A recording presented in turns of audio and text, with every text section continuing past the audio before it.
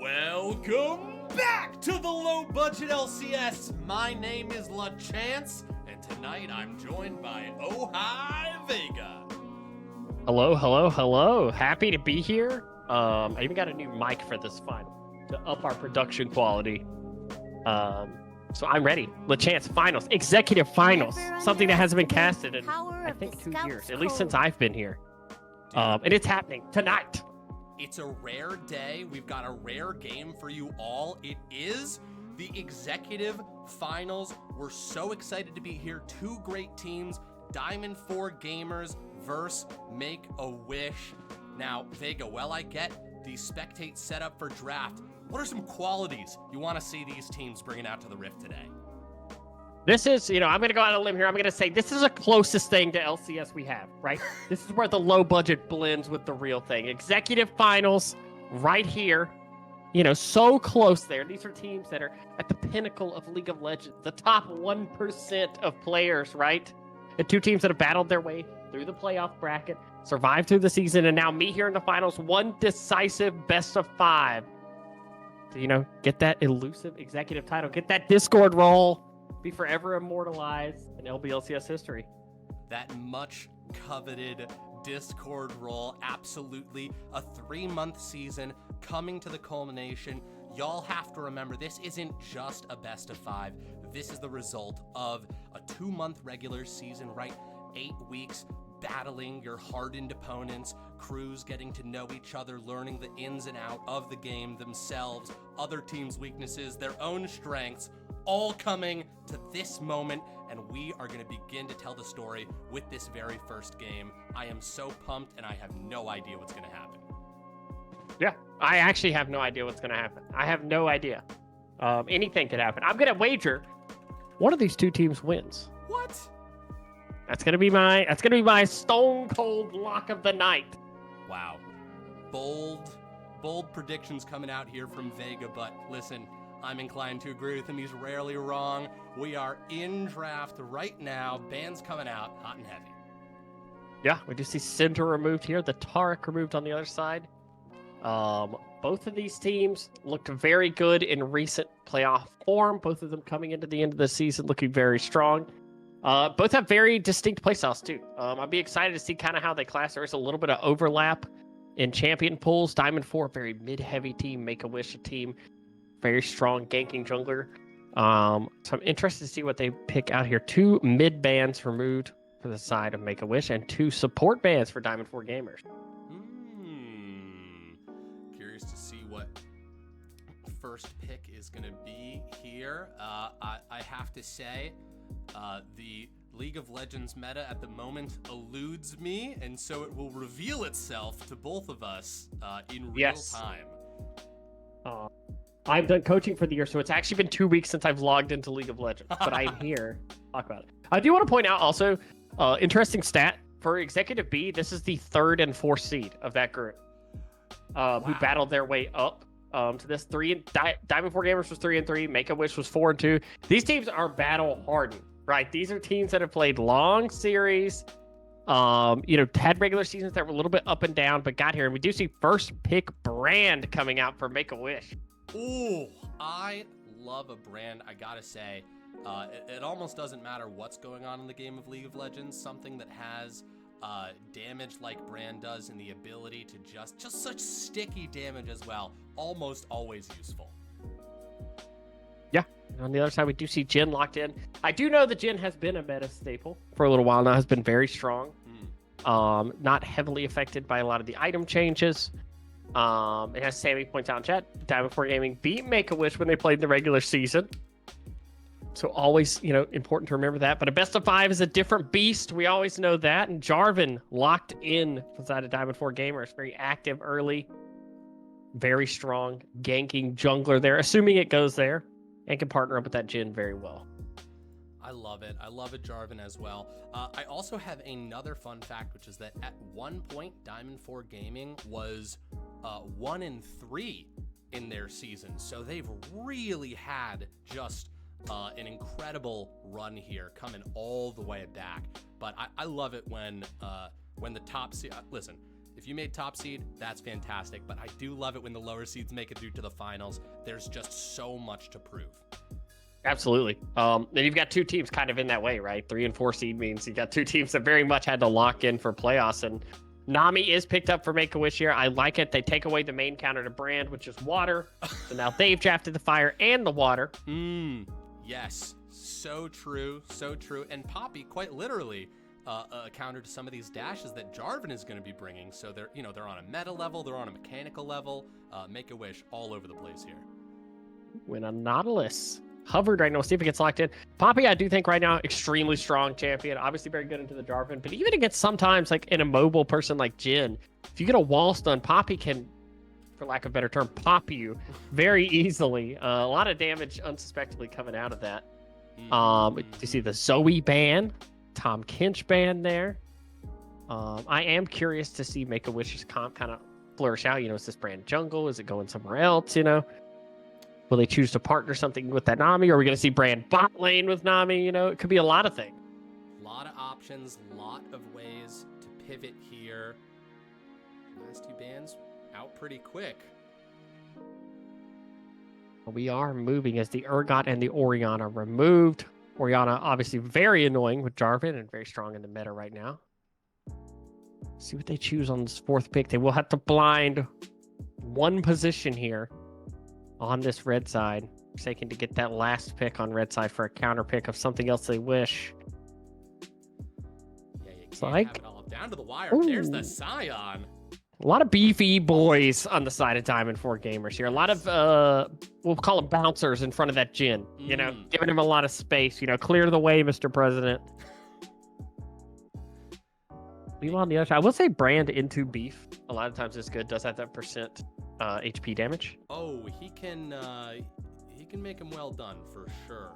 Rek'Sai being floated here and locked in. Yes, it is Rek'Sai. We talked about it early. They love ganking junglers. They love the ability to have something they can actively gank with. Rek'Sai, one of the absolute best at that, being able to come through tunnel. On Burrow, Jhin is an immobile mage. Scion, even in top lane, doesn't have a lot of tools to really stop a gank from that. Poppy probably wants to handshake that. Oh my goodness, hold on. Wow. That is a Mordekaiser. All so right. that means, okay, let's think this through here. Mord mid? Mord top? The ADC. I think, hold on. I would say Brand, but then I'm thinking about the mid matchup. Right. Okay, we can do this.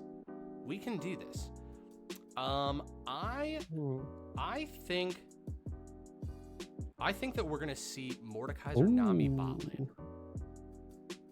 You think of Mord Nami? If only it was old Mord where you could take the dragon and bring him to your lane. Oh, that'd be so sick.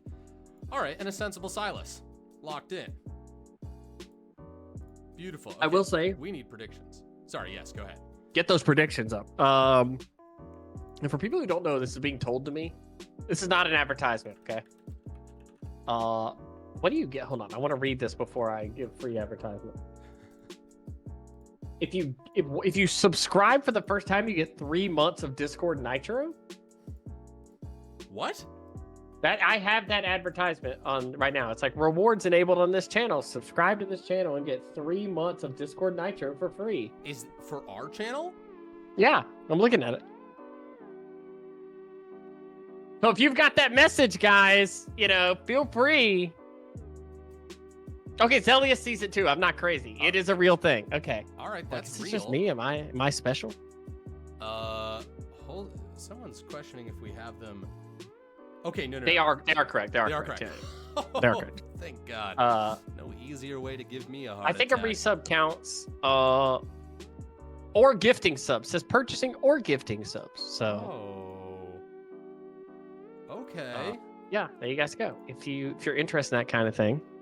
Wow. That's the kind of thing you like. Speaking of subs, Sammy 2 Slap with the Prime sub, 21 months. Sammy, thank you so much. Such a big member of the community, saying LaChance licks toes. Sammy, so good to see you again here. Happy to have you around for this game. Thank you, Sammy. One thing about this game, both these comps that I think is going to be very interesting. Not a lot of range. It's really just Brand I mean, Nami technically counts, but it's really Brand Jin as like the range damage dealers. Yeah. So expect action, because if either of these teams want to deal damage to each other, they got to get up close and personal. They've got to, get melee range with each other. So that means not a lot of, escapes. There's going to be a lot of fighting. Yeah, it is going to be scrap central here today on the Rift. In fact, one of the messages that Diamond 4 Gamers sent me actually said, yeah, our team is mostly run by our jungler, and we like to fight a lot early game, so you'll see that tonight, and I am very excited to see that. I'm excited to see them be able to execute on this plan, and I like that these two comps are already telling a story that we're going to get some beefy bloodshed. Yeah, I think two teams that very much have a similar playstyle. They like to fight. They like to scrap. I mean, the Rek'Sai says a lot of that, right? That's a jungler that's got to... It is Mordekaiser mid. Okay. Means we are getting Brand Nami bot lane. Hey, all right. Well, that was my second guess. So yeah. Well, yeah, we knew you were just saying the first guess, so that if anybody else was thinking that, they felt validated. And exactly. Yeah, I just want to make sure. Sammy called it. Listen, that counts. Yeah, I've saved up an all-time high of 1.6k schmeckles, so holy shit, dude. I'll be gonna be predicting with those. I'm so excited for you to freaking quadruple your money tonight. Let me hit that I still want to participate button. There we go. Another friend. All right. Yeah, it should be fun. It's two very exciting comps. I am curious, I think, which jungler gets off the ground first, right? So I think Jarvan Rek'Sai is a matchup where it's going to be extremely important which one can kind of snowball their team harder. There are two comps that if one is, vastly ahead of the other, I feel like the game could be a little snowbally. Brand always gives the option of like one bad fight and a Brand ult can win a fight. Totally. Same thing for Silas. Silas gets a good ult in a fight. He can throw the Brand ult back and do the same thing. But I do feel like for Diamond 4 Gamers, if Sion gets really ahead, Silas gets really ahead, Jarvan, those are champions that are very hard to deal with. Mm-hmm. Poppy can be a similar thing. If Poppy gets really far ahead, it can be very hard to deal with. Mordekaiser similarly. So I think Jarvan and Rek'Sai are going to be very important in this early game for determining who's able to snowball the game. Yeah, absolutely. And that Rek'Sai has a fan in the crowd right now. GS Steve 69. Let's fucking go VeggieTales. Love it when people show up to support their teams and their friends and, just send those positive vibes into the game. Couldn't agree more, though. This is going to be a big jungle game. It might be settled, within the dense forests of the jungles. We'll see. And yeah, Brand, I think, and Jin as well. You do have those things that can be especially impactful come late game, but if the snowball's too big, sometimes there's just nothing you can do about it. That's absolutely true.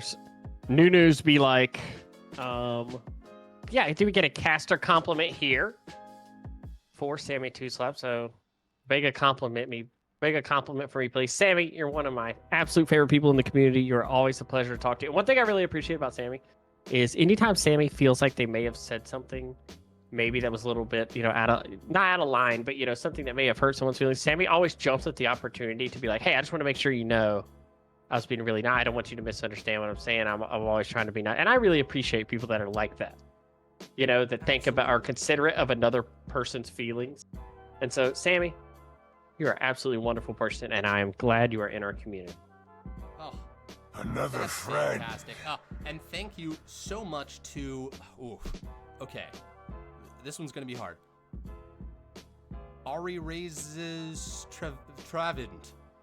Okay, I can't say your name, but thank you so much for the follow, for being the newest investor in the low-budget LCS. Thank you as well to these two other newest investors in the low-budget LCS, Sleepy Seed and Lizard Live. Thank you guys so much for the follows. We appreciate you. Happy to have you here for the game. This is going to be a best of 5. I did see you find it out in real time there as well. No worries. Best of 5. One of the most exciting ways you can watch League of Legends, dare I say, the opera of League of Legends. The best of 5, so many things that can happen, ups and downs, dramatic turnarounds. Everything is possible here today. Absolutely. We are about 1 minute away. So I ask you a question. We're 1 minute from being in this game. Yes. What's your gut feeling for game 1? Oh, my gut feeling for game 1 is... Gut feeling for game 1? Oh, baby, I think I'm leaning towards Make-A-Wish. I'm leaning towards Make-A-Wish. I look at their comp, it confused us in the very beginning, and that makes me think they've got a plan, that they have set up a trap of some sort. And because, you know, they had us slightly askew for a few moments there, it feels like I've already taken stepped 1 foot into their trap, and it is going to slam shut in this game 1. I'm going Make-A-Wish for game 1. That's my prediction. Now the question remains, is it one of those finger traps that the farther you push into it, the better it is? I think that joke works. I'm going to go with it. Absolutely did. It absolutely is. And also, it's apparently our affiliate anniversary. Happy affiliate anniversary, low budget LCS! Wow. Thank you so much to all of you for showing up. This was definitely on purpose. So happy that we can celebrate this affiliate anniversary Planned this with a finals. Absolutely. very obviously planned and not a coincidence in any way. No, never a coincidence. Always on purpose. What's up, Bear? Good to see you, man. Love to see Bear here, emerging from the woods. Indeed. Dare I say, from the jungle? I'm sure there are some jungles that have Oh. bears. Okay, this Poppy I'm sure there are, right? is getting pinged out. Fozzie Bear, a completely different bear, Oh. being spotted out there by Well, the one is- Scion. I'll never forget the first night of Barty. Oh, yes. Barty. Oh, am I Silent Bear? Listen, you let me know if I'm Like too quiet. a I can mouse? always get more louder. Okay, perfect. Okay. Bear jungle roll softly. Okay. Laning. I expect early on, Spotlight, I was just about to say, early action, Brandon's going to try and harass. Obviously, Nautilus is a melee. Melee into double range a lot of time cannot be fun. You kind of need to find a little bit of that harass, try to keep yourself healthy. But Brand Nami is a ton of harass in lane. They have a ton of tools they can use to both push the wave and harass you. But this is really good for Nautilus Jhin. Getting this first push in, being able to kind of make it. They have to respect the hook now, right? They have less minions to block that hook. That is a big deal in bot lane. Yeah, absolutely. And just if this Nautilus Oh. hook connects onto anybody here, I mean, that's going to be meaty. That's going to be dangerous. A fourth shot. We've got 2 mages down here in the bot lane, right? Not a ton of health. Yeah, I mean, just one step out of line could spell ruin. Yeah, and you don't have like a meatball at support. It is a lot of trading in the mid lane. Ow! That lot of was free a damage ton here. of damage from Silas right there. Onto the Mordekaiser. No more Mr. Nice. Gonna have to get mean real quick. There's connection. Dharma Maker going in, potentially getting a kill, and first blood locked down. 3 minutes into game 1. Diamond 4 Gaming is off to the races. Yes, they are. Shawarma Maker living up to the name. Showmaker homage, surely. But that is a big lead in the mid lane. You picked the Mordekaiser, assumingly, thinking about a melee matchup in the mid lane there, and Silas getting that early lead is big. Did not get the flash, but does get the teleport back without a really big buy. They're able to get boots and that Dark Seal. Now, we To talked see. about jungle and how important that role was going to be in this game. And with that kill, we already have a narrative. Oh, Maker ho, trying to ho. expand on it. Look at that trading in favor, but no more Mr. Nice. Not going to be satisfied with trading in one direction here. But look at this. VeggieTales already in the mid lane. Shawarma Maker becoming a problem so early on kind of dictates what jungle has to consider when they're looking at this map. Yeah, has to call jungle over there, and that is a good play there by VeggieTales to come over, kind of push that wave again, but maybe the bot lane a fight. Yes, absolutely nice route there. The flag and drag onto the Nami, and Register goes down, but to the Nautilus. Beautiful setup. That's kind of the... Oh, we do get a pause. Buggle, if Buggleberry Finn, if you... Okay, guys. All right, real talk, inside baseball. Before we go live, Buggle hops into the channel and he says, listen, guys, there's going to be... you're going to do fine if there's any pauses, if anything happens like that. And we're like, whoa, Buggle, do you know something we don't know? Are there going to be some pauses? He's like, no. It's going to be fine. Right away. Pause. I think that this is Buggleberry Finn's fault. I'm not 100% sure how he did that, but he did. They can't be reached for comment. He cannot be reached for comment. We can say, okay, one thing we can do in our little break time here is talk about that bot lane gank. Yes. So, it's kind of anti-synergy. So, this is kind of how a domino effect works in League, right? So, mid lane, gives up the kill for first blood. So then the wave gets kind of in an obtuse position, right? So Rek'Sai has to come reset that wave for them. Has to come in, kind of hover, and make sure that, Mordekaiser can get that wave pushed in, can get a base off to try and even up the items, right? You see now Amtoma Boots versus Boots plus Dark Seal. So now it's more evened up like item-wise in mid, right? But with Rek'Sai showing there, that means Jarvan is free to path bot lane, right? They know there's no counter gank coming. Brand and Nami, like we talked about earlier, they want to push wave and harass, right? The more minions that they have stacked, the harder it is for Nautilus to go in. They can more freely harass. But they now don't have jungle coverage for pushing the wave like that. So now Nautilus feels more free to step up into a stacked wave, and that gank happens all because of a first blood. I think that is a perfect read on the situation. And we saw the patience behind the play, right? Hazard stood in that river bush for quite a bit of time. And, there's the classic jungle fidget, right? You're watching a game play out. You see the jungler take a step away, take a step back. There was a little bit of that, but Hazard stuck to their guns. They waited for Make-A-Wish's bot lane to just go a little bit more far forward. And the hook doesn't connect, but that's not a problem because all you need is that auto attack. Really nice Jhin W. Saw it called out in the chat. Nice teamwork with Jhin and Not there. Absolutely. And then Hazard comes in for the flag and drag, which is just the perfect cleanup. Could the kill have gone to not the support? Yes. But listen, sometimes it's about sending a message, and that message was sent. Absolutely. And, Nautilus's hook doesn't have to land. Sometimes all it needs to do is deliver you to the enemy team. Hit the minion, get yourself close. That's all it takes. Absolutely. So, wow, a mere 4 minutes ago, we were talking about how these junglers are really going to be incredibly impactful. We talked about the impact of that first blood. We saw how that snowblooded. Well, yeah, it's snowblooded. That works. Yeah, that works.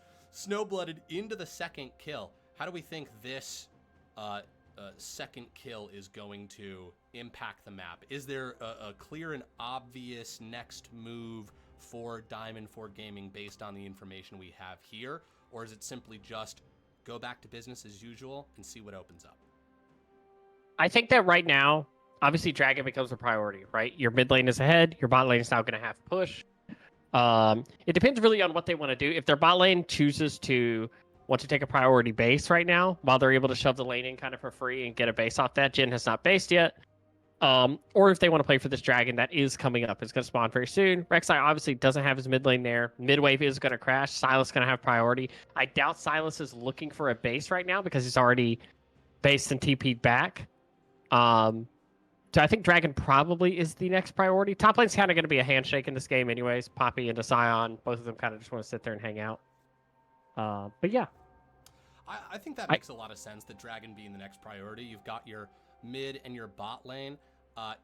One kill isn't super fed, but you're feeling confident. You are a little bit stronger. And I think in the case of Shawarma Maker, we've already seen how badly this guy wants to make plays, right? He's gone for trades at every opportunity that he can, and he's been rewarded for it. So I think that the team is feeling that momentum, and I would not be surprised if they go for that dragon and they collapse, bolt their lanes in there just to give it the support that it's due. Yeah, and a lot of times objectives Sometimes it's not even gold, right? Sometimes it's just wave state. Silas is gonna push this mid wave in, right? And Mordekaiser's already kind of in a spot where they can't give up another wave, right? And if Mordekaiser wants to contest this dragon, they'd have to kind of give away some of that CS and experience mid lane. Mm-hmm. And that's what's great about being the team with pushing waves, right? If Silas walks down there and they end up saying, "Oh, we can't do the dragon," they just walk back mid and keep farming. Right. They don't lose a wave to tower, right? That's what makes that so good, and that's part of the reason we saw Rek'Sai come mid earlier to help Mordekaiser push out, is so that there wasn't a huge impact on that shoving wave, right? So right now, very high level play. I think obviously we expect that from executive finals. Both teams very good. If you've made it to the finals in executive, you're a very good team. Yeah, you've overcome plenty of hurdles if you've made it here to any finals at all. And yeah, these are the best of the best, the cream of the crop. You think Warbreaker is a Brandon Sanderson reference? Oh. All right, we're back. Could be. Do I have that book wrong? Okay, I'm wrong. By the way, Silas is basing. Everybody's basing. No dragon. That's the fun thing about pauses, is you get to see if your analysis just completely Another friend. It's seconds later. It's really easy to, when the game is not moving and you're just looking at a dead ball state, be like, this is what is the thing people should do. But when you're live in a game, it is so hard to be like, okay, what do we do right this second? Right. Yeah, absolutely. I recently told someone, I was like, as a coach, I would be uncoachable to myself. As a player, I would not be able to listen to myself as a coach. Listen, one part of being a good coach is figuring out the best way to communicate with other people, not yourself. That's a different coach's job. Here we go, mid lane. Hazard coming through. Nice flash by Mordekaiser. That's what it's there for. I love this punish, though. They see Jarvan on top side. Immediate dragon play.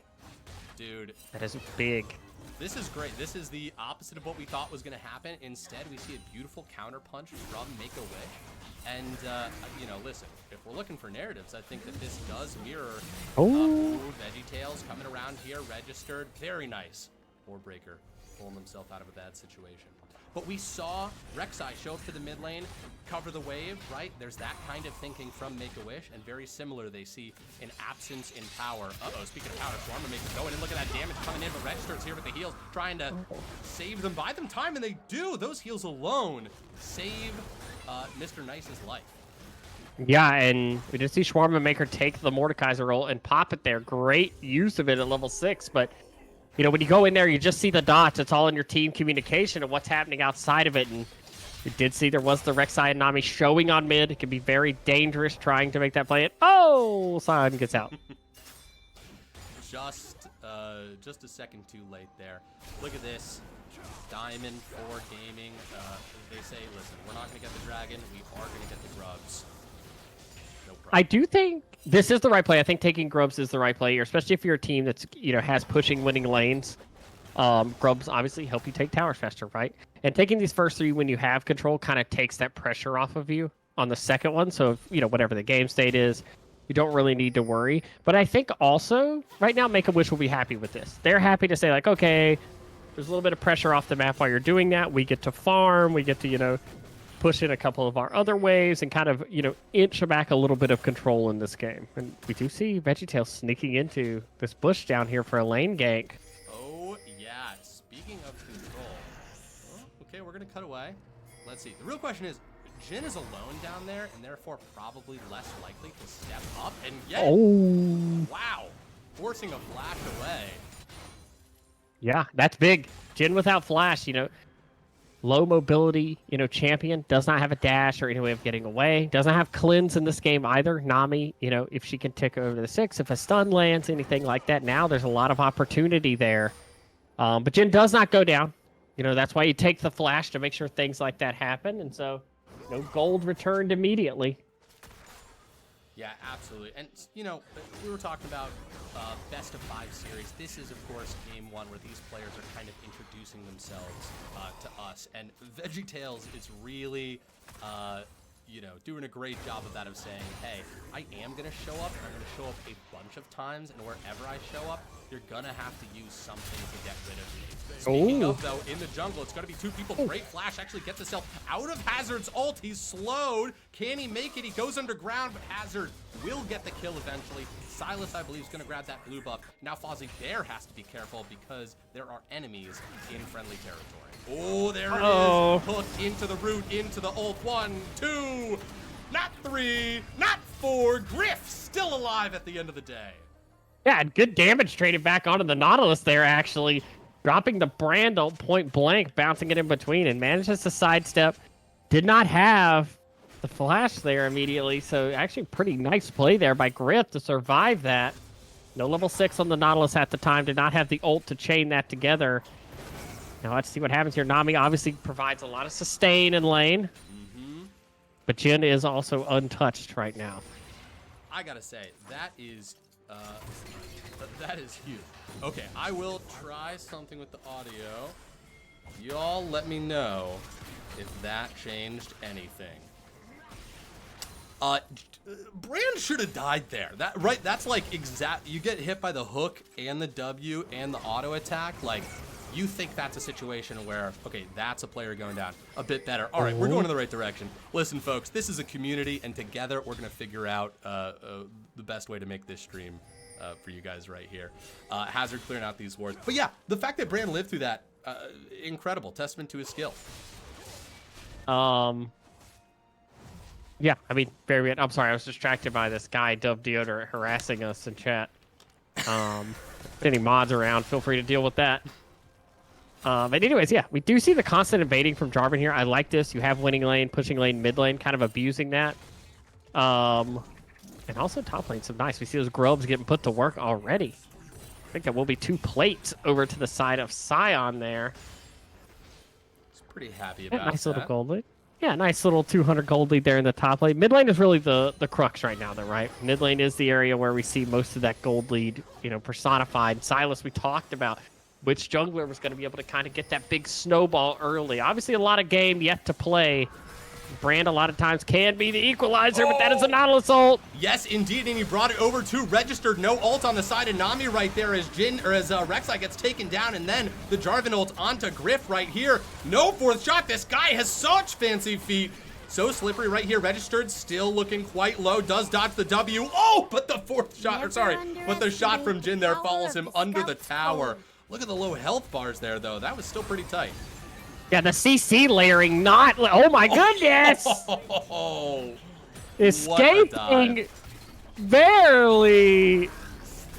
Oh, also a little bit of fighting in the top lane there. Scion looking for an under the tower play. Nothing to come of that. But yeah, they layered the CC so well. The Rek'Sai's not able to ult. If Rek'Sai gets that reset and kills the Nautilus in that fight, that could have looked so differently, but so well played for Diamond 4 Gamer. They're just able to play right around that edge there, not taking too much damage, layering their CC. And right now, a pretty commanding gold lead early in this game. And we talked about how important it would be to be the team that is the bat and not the ball early on. Absolutely. The snowball starting to come together. But this is another great counterplay here from Make-A-Wish. I mean, they've lost every fight they've been a part of, but that hasn't stopped them from grabbing Dragon. That hasn't stopped them from grabbing Grubs. They're still keeping their heads up. Yeah, it is very important. And Nami, I will say, wanting to get back into somewhere where she can get that level 6 Nami ult, such a big tool against these immobile mages. Brand's still farming decently well in this game, is getting gold. The mid lane has more stabilized now. Mordekaiser a little bit safer farming, harder to all in, but Brand's got to be so careful right now. Yeah, they Nautilus on the prowl. Down. Has flash now, has the barrier. It is always scary. Also, Nami is in the area. It should be okay. There it is. There we go. Level 6, got the wave. A lot harder to engage on this bot lane now. Changed so well with the Brandle also. And yeah, we got to see. As far as objectives go, it's pretty much evened up on the map. But gold lead around this bot lane and mid lane, very strong right now. Finished item on jungle for Jarvan. Also, had to see, what can VeggieTales find? Can they find an engage somewhere? Can they find a play, where they can get one of these lanes a little bit snowballing? Top lane is going fine for them. I think Poppy will be a big factor later in this game, but getting one of those damage dealers online will be huge for them. Yeah, absolutely. I mean, I predict we're going to see more VeggieTales action in the mid and bot lane area as long as Fozzie Bear is able to sort of just, kind of be able to hold this stalemate up here. Both of these tanks are going to end up showing up for their for their respective teams at some point in this game. I love that they both have Heartsteel, so they're both kind of like, oh, let me get an auto in. Oh, hold on, let me get the Heartsteel stack. Both at 24 right now. They're both just playing the same autos, minigame. They're both like, oh, this is great. I get to stack my Heartsteel. Oh, Griff has been on point dodging these Jhin Ws. It's honestly been beautiful to watch. It's crazy. It's actually so good. I'm curious. I'm watching the minigame of top lane. Does someone ever get a Heartsteel stack and the other person doesn't? Can someone take a lead? That'll be what really determines this game. Yeah, that's the game within the game. Ooh, set up in little mid. Trap here. Little cheeky It can trap. be kind of hard to set up onto Mord, just because of his ult, the nature of the champion of being able to, immediately kind of force someone into a one-on-one. I am curious now, as both teams have kind of shifted a lot of their resources top. I don't believe Make-A-Wish would want to opt into this right now. Brand is a lot of their ability to pop and win against these kind of meatball champions. Rightfully so. Looks like they are going to opt back into simming Nami bot. Oh, nope, never mind. They both got one. Okay, Sion is running lower on mana, though. So that might mean something. That might be impactful in the Heartsteel race. The real war. Could matter. I guess you don't need mana to auto, but we'll see. Yeah, listen, he might back. We'll see. That sacrificing him autos is backing worth it when you could get Heartsteel stacks. Dude, Fozzie Bear going in. There we go. Doesn't want it back. Doesn't get the stack, though. No stack. Brutal. Wasted opportunity. Yeah, honestly, was it even worth? I'm kidding. obviously, we're joking. Was it even worth? We're going to see someone get a kill and be like, yeah, but did they get a Heartsteel stack? Oh, speaking of kills, Hazard, the flash, the ult register, dropping that ult right there. Jhin trying to get all 4 shots out, and they do. Nami ult not quite on target there. And Griff forced to flash away. And Nami flash so close to being up there. Just not quite able to get that, and Poppy going to take the E-Express through the tower, but this is going to be the Rift Herald on the bot tower. Should be that tower going down. Brand basing. Let's finish that first item there. Oh. Poppy got a stack. Oh, Hold on never a mind. second. Fozzie Bear looking low relatively. Oh, okay. So the knockup doesn't interrupt that charge, or did they release it before they got knocked up? I think it had to be the animation. So she kind of swings the hammer over the top. And as it's coming down, I guess the other one gets let go. I don't know. All right, well, maybe we'll see that interaction again. Probably, seeing as they're in lane with each other. But God forbid we get a pause. We can very closely analyze exactly what happens there. Not sure what that other pause is about. Hopefully not any technical issues. Because we have got a couple more games in front of us. We've got people gathering in the mid lane. 15 seconds till this next dragon comes up. Probably Make-A-Wish. What do you think? Can Make-A-Wish take a fight right now, or is just best practices to stand back? I think second dragon,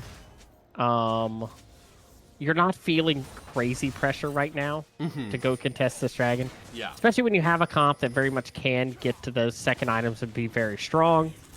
I think you probably want to get Brand to a second item ahead of doing anything crazy, right? That's probably the goal. Yeah. But, giving a second dragon is dangerous, right? That means the next dragon is soul point.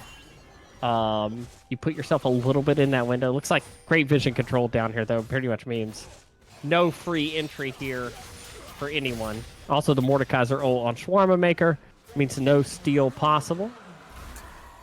They're doing a good job, though, pushing some vision on the top side and contesting. Fozzie Bear. Uh-oh. Okay, Sion low does mana have on ult. the Scion. Oh, but enough for an ult. He's going to dodge it, bring him into turret range. We've got a fight down here in the river. Look at that. Jhin ult coming in with the W as well. Oh, Hazard looking quite low. VeggieTales doing quite a number. He's going to ult onto Hazard. He's going to get that kill too. 1 for 1 right now, as finally Make-A-Wish is on the board. Warbreaker flashing over the wall. Teleport coming in. Fight lines. Oh, Shawarma Maker just barely doesn't connect there, but that does connect. That's a Nautilus hook going in right there. No dashes allowed while Poppy is in the party. Warbreaker looking so low. Goes down. Mr. Nice is going to get a kill finally right here. Being pulled back. They've got the Jenny's looking low. He's taken out, but look at the double bubble right there. Double bubble for all the trouble is Shawarma Maker. Forced to dash away. We do not normally see Shawarma Maker running for the hills, but in this case, they were forced. We talked about taking a fight, but is it done? Okay, it is. We talked about taking a fight, and they did, and they won. Yeah, they bided their time till they got their moment right there. And just like that, that's a pretty big gold swing back. Very nicely played there, and I just want to point out the heart still stacks, fading Poppy's way and a team fight win. This is really important. We're on to something. Heart steel stacks determine games. That's it. I mean, you have more heart steel stacks. How could you lose? True that. Although Fozzie Bear maybe in a little bit of trouble. Very nice. Using nice little escape there. As a train. Very nice. But that's huge. I mean, that's massive. We saw the power of Mordekaiser there, too, towards the end of the fight. You know, being able to pull someone in has that Rylai's. Once you get that passive proccing and you're slowing people, you know, Jin does not have tools to get out of that fight. And initially, it looked like it was going to be a one fight on Diamond 4. They get the engage, but there's just enough time bought in that fight.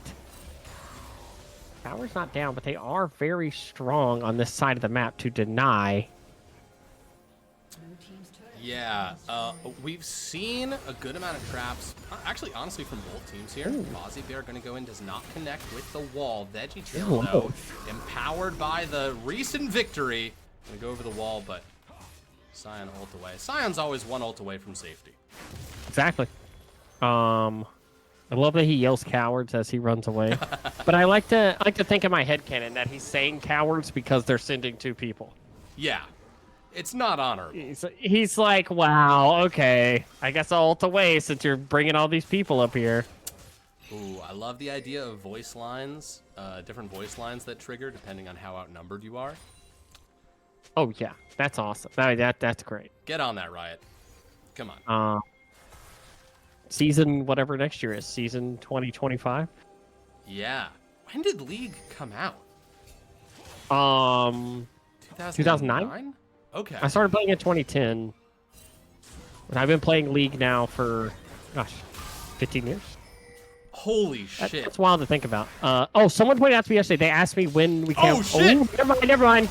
Speaking of pointing things out, we have got a massive 3v1. No more Mr. Nice Guy turning into 1v1. He pulls Shawarma Maker in, trying to go for the redemption arc. Shawarma Maker on the run, gets taken down. He wins the 1v1, and now look who's in trouble. Diamond 4 Gaming on the run here. Double kill for the brand. What a turn of events. Make-A-Wish cannot be stopped. Just like that, this game is close. We're within, 1,500 gold of each other. We see the power of the brand right there, the power of the Mordekaiser. There's all these champions that are melee range. When they go in, it's a dream for Mordekaiser and brand, right? They get to just drop all of their things in there. A 3-man gank onto the Morbid. It gets the ult off, and Silas doesn't have the damage right now to one-shot that Mordekaiser. Has the Rylai build, is a little bit defensive there, can't get one shot and can run them down. And with this tower, I mean, this game's going to be basically even. Yeah, I mean, does gold even mean anything? Make-A-Wish was down so much, and they just... Like 4K? Yeah. At like 15 minutes, 12 minutes, it was like... A lot at that point of the game. Seriously, but they stuck to their guns, they believed in the power of friendship, and dare I say, they made a wish, and it's coming true. Yeah, this one is coming up, Make-A-Wish right now. Now, this dragon, it would be soul point for Diamond 4 Gamers. We'll have to see. They do have no flash on Jin, no flash on Silas there. Big cooldowns. Another friend. Brand does have that flash. And 2 item. If you're Make-A-Wish, you're feeling really good right now. You're actually, honestly, chomping at the bit for a fight. You've had 2 in a row where you've had enormous successes. Griff, though, looking a little bit isolated. No more Mr. Nice gonna walk up. He will be the front line for this fight. Scion actually Nope, cutting in the Nautilus. middle right here. VeggieTales going in deep. That's the Nami wave, which means Jin has the opportunity to ult now. But Fozzie Bear in the back causing a whole big kerfuffle back there. Look at Shawarma Maker coming around. Was supposed to be a flank, but his front line melted, and now he has to run away. Griff gonna walk around, cut him off. Can he get the assassination off? He cannot. That's a 4 for nothing, as Make-A-Wish can now take anything on the map they want. Yeah, the power of brand right there. I love the idea of just taking the Nautilus out of the fight. They just take away that one of the engage tools out of the fight, and they just say, all right, you're going to have to fight us 4v4. And we like those odds with Brand Nami. Nami interrupts the dash on Jarvan with the ult, and after that, there's no threat to Brand, right? Nautilus is out of the fight. Jarvan's dash has been interrupted. Brand can just lay down damage on the fight. They're able to do it. It looks like this is going to be a Baron going the way of Make-A-Wish. And folks, if you're tuning in, you might look at this game and feel like you have a good handle on how the beginning went. No, not 7 minutes ago. It was 0-7 in favor of Diamond 4 Gaming. But it was these plays on neutral objectives that kept them in the game. Hold on, though. A similar one coming in here. They've got numbers. They're actually going to pull off. They want mid. They're pushing mid. Oh my god, they think that they can trade an inhib for a dragon. I love this call because they don't have ults. They didn't have Brand ult. They didn't have Mordekaiser ult quite up yet, but they will have them by the time there is a response to the push. Oh, the shot calling on this team has been Oh no, I don't think you want to fight this for Diamond 4. Oh, let's see. Maybe. Team is split now. Team is They are split. You had a moment right there, but now with the Baron buff, okay, that's going to be a knock-up. Warbreaker in some trouble. Jin able to help out from afar. Look at Scion cutting off the backline. That's a lot of damage. They can't participate if you're Make-A-Wish right now. But look at that! Fozzie Bear coming back! An incredible bubble from Registered right there. And now inside of the pit of Jarvan, Ult Hazard is actually the one that's trapped in there. And now it's just Scion, the second Scion, who gets cut down there. Another 4 for 0 in favor of Make-A-Wish. What is happening this game? The snowball has been flipped on its head. Yeah, I mean, they literally made a wish. They were like, okay, what if we just stopped losing the game? And all of a sudden, Make-A-Wish from 0-7 to 14-8, a 14-1 run and kills ever since that first one fight. I mean, they're going to end the game. Is that the game? Is that how game 1 ends? Make-A-Wish pushing through with Baron. 25.5 minutes. That's all it took. Make-A-Wish takes game 1. From down 0-7 to winning at 25 minutes. What a game.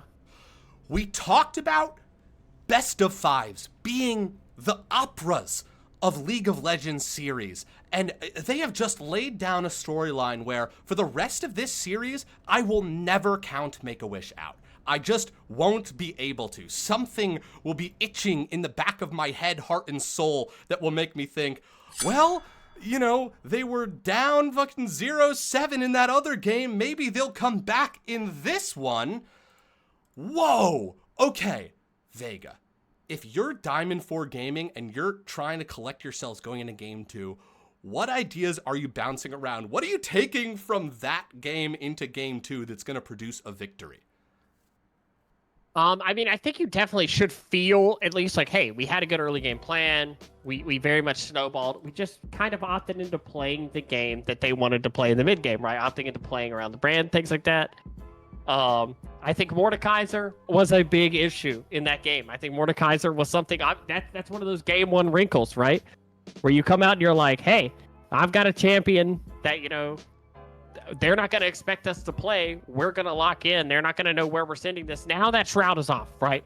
Now Diamond 4 has seen that. Diamond 4 played a very, you know, standard comp. Now we get to see what does Diamond 4 have in the pocket, right? Now that they've seen this Mordekaiser mid, what adjust? So I think the Mordekaiser is a little bit of crux of game 1. But obviously both teams have a lot of good they can take away, right? Make-A-Wish could look at their early game and say like, hey, you know, if we had that a little bit cleaned up, maybe that game's, you know, a little bit different. And for the side of Diamond 4, it's, hey, we got the big lead. How do we snowball that better? How do we, you know, continue on what we were doing well? Yeah, I mean, that is, if you did show up, no matter how the rest of the series goes, if you did Bear, you minx. You think I'd learn not to look at a message of yours? Well. That's pretty funny. That's pretty funny. You got me. I can't remember what I was saying. It probably wasn't important. I'm psyched for game 2, though. That was extremely exciting. That was a very, very exciting game. And that's what you want from game 1, right? That's what you want in a best of 5. But big things about best of 5 is anybody can win game 1. It's a long series. You got to put together 2 more wins for the side of Make-A-Wish to claim that title. For Diamond 4 Gamers, you just need to win 3 out of your next potentially 4. I have a theory. That's it's obviously wrong when you hear it.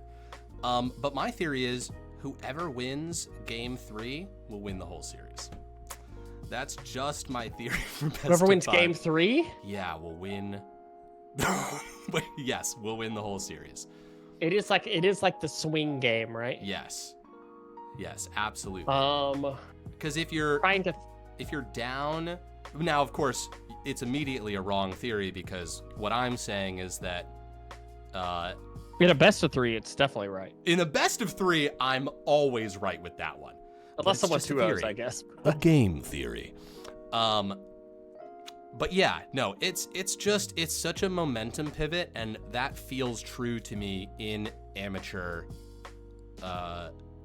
Again, it's that momentum shift is so hard to deal with, and even if you've won the first 2 games, then you lose the third one, it's like, oh shoot, like they could keep winning. Like there's an odd amount of pressure, that comes with it. All I can think of, okay. I agree with that statement. I think most of the time, that's probably true, right? 60% of the time, it works every time. Yes. Yeah. My only argument against it would be the greatest series I've ever seen played live. Rocks Tigers went up 2-1 on T1. When they subbed in Bengi, and Bengi won the next 2 games. But it felt like there was no way they were going to lose that series. I will say that. Can you have somebody jump to spectate and reinvite me? Yes, indeed. Thank you. Just sent you this. Boom. We've got the spectate right here. People can watch me really struggle to highlight this. Okay. You're doing great. You're doing wonderful. Thank you so much. I really needed to hear that. I got you. You're doing great. Okay. Also, we survived our first pause. Yes, we did. We didn't even have to use our pre-discussed emergency conversation. Which honestly is just a conversation I want to have. Maybe we'll talk about it at the break in this game. I don't want to use it too early. We're 1 game into a best of 5. Yeah, but I do want to talk about it. Absolutely. I'm sure it'll make an appearance just purely out of wanting to discuss it, regardless of situation. Yes. Can you shoot me the... I joined late. Do you have a spectate link? I absolutely do. I'm going to put that right in your inbox. Thank you. There you go. And then they've switched sides. Beautiful. They're off to the races. Look at these teams. So professional, so on time. They're crushing it. Okay, beautiful. And I'm going to let you wax poetic for a second while I move all the things in the background. I got it. We do see pretty much, I think, the exact same bands. Let me clarify. Yeah, exact same bands. Skarner first pick for Diamond 4 Gamers, so switching it up. See what Make-A-Wish does to change it. Make-A-Wish. See if they change their setup from Game 1 Skarner. Obviously a different wrinkle. The brand locked, though. Hey, if it's not broke. Brand Nami locked in. Diamond 4 Gamers Skarner also is a little bit of a meatball champion, so they seem to like that bot lane matchup. Still the opportunity for Brand to go somewhere else, but obviously we did see Brand Nami in game 1, so you kind of lean towards assuming it will be there. What does Diamond 4 Gamers have in the tank to combat the Brand Nami bot? What is their plan? Rek'Sai locked in for Diamond 4 Gamers. I mean, Skarner, more than likely, not going to be in the jungle. They take away the Rek'Sai that was with Make-A-Wish last game that performed so well later in the game, finding engages. And Kaisa, very strong right now. Very good follow-up on engages. If Rek'Sai gets a knock-up, it's very good to follow that up. Find kills on it. See what they choose to close out this first round of picks with. What do they pair? And it looks like the Mordekaiser is locked early here, locking it on R3 to make sure that is not banned away. Just like that, the Orianna removed. Poppy taken out of the rotation. Diamond 4 Gamers changing up the strategy here. The majority of Make-A-Wish comps the same. Obviously, we'll have the Rek'Sai this time. We'll see what they choose to pair with it. Silas removed for Make-A-Wish. And Urgot removed. What will Make-A-Wish take on red side this game? Yeah, let's force calling out. Skarner can go top. They popped in round 1 of playoffs. Yeah, I believe that is going to be the case here. And Udyr locked in for the side of Make-A-Wish.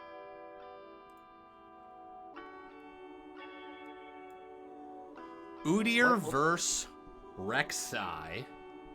Yeah. Two just kind of fast guys that want to run at you. Just very fast. Just some very fast people want to run at you. Want to put a stop to what you're doing, you know? And if what you're doing is moving. Galio. I do like Diamond 4's setup so far. Good engage, good follow-up. Galio provides a lot of survivability. Also, the inherent resistances you get from the Galio ult can be very good against Brand. What do they pair with this comp? What is, what I'm assuming, it could be Galio support, but support pick that they feel in this comp? Okay, I'm just sort of fully processing what's going on here. Oh, cool! Ooh, I think it's Galio support. Okay. I like that. I like that fine too. The inherent magic damage shield you get can be good in kind of a poke lane with Brand Nami. Obviously pairs pretty well with Kaisa. You have a lot of CC, preps the plasma for Kaisa. It could be Galio top and Skarner support, also possible. Bach is cooking here with some theories. It could be Kaisa mid, Cassiopeia APC, you know, who knows? It looks like the Gnar. I like Gnar because kind of if it's Galio or Skarner, or, you know, whatever the matchup is there, Gnar's an okay matchup into both. Mm-hmm. Kind of, you know, harasses meaty boys in the top lane very easily. We'll have to play around that Gnar bar a lot. Yes. Yeah, that's obviously if you manage it well, it'll go off when you want it to, but sometimes you can get caught just in a situation where you know, you're forced to team fight without one of your most useful CC skills. Yeah. Make-A-Wish gets 3/5 of their comp for last game, but I do like Diamond 4 Gamers' adjustment. I very much like the comp they've opted into this game. A lot of good tools, a lot more target burst ability, but the Mordekaiser does make its way over. That's the worry, right? Is if this Mordekaiser gets off the ground, we saw last game how good it could be. But Kaisa very strong right now. I think Cassiopeia can be a little bit more of that ranged carry, right? Silas doesn't have a choice but to get in there to deal damage. Cass can be a little bit different, can avoid that brand ult, can avoid some of the burst, you know, that gets piled in on top of you in that team fight. Yes, indeed. And the folks at home will see it as soon as I tab over here, but we've got the Skarnar in the top lane against the Gnar. That is going to be the matchup.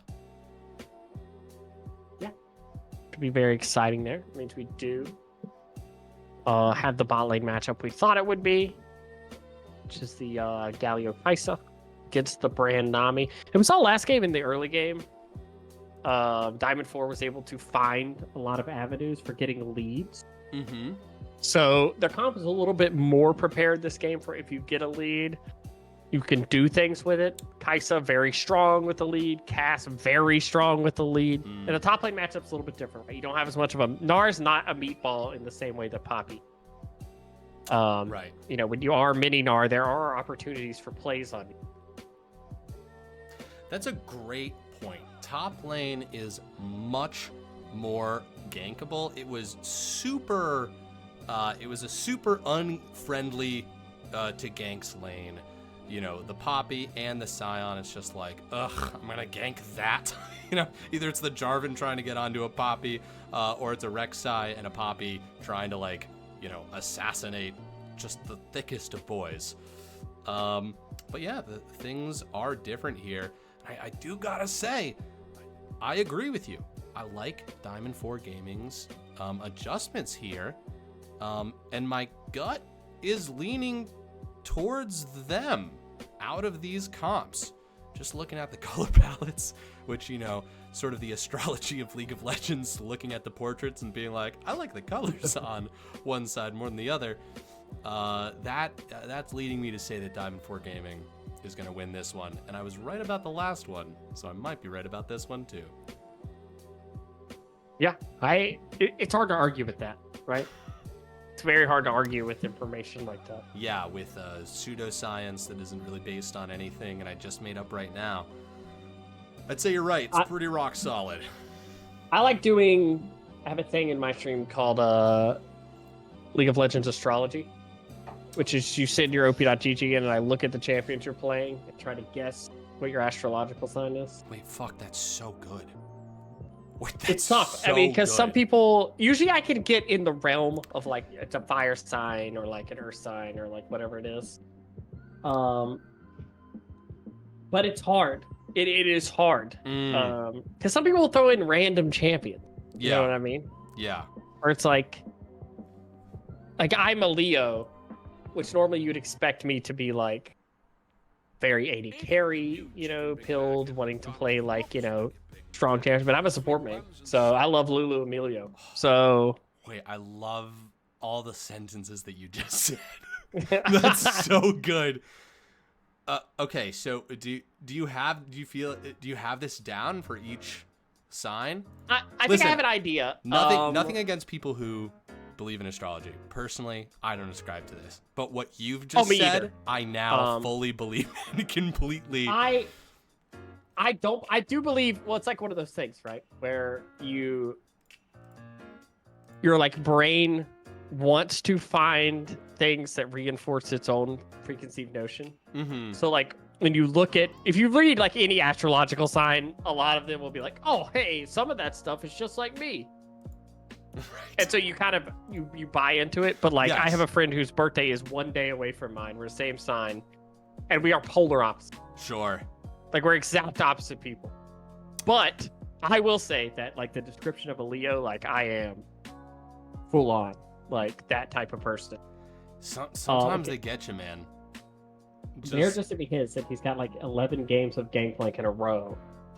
What does that say? What's the most pirate? What does that mean?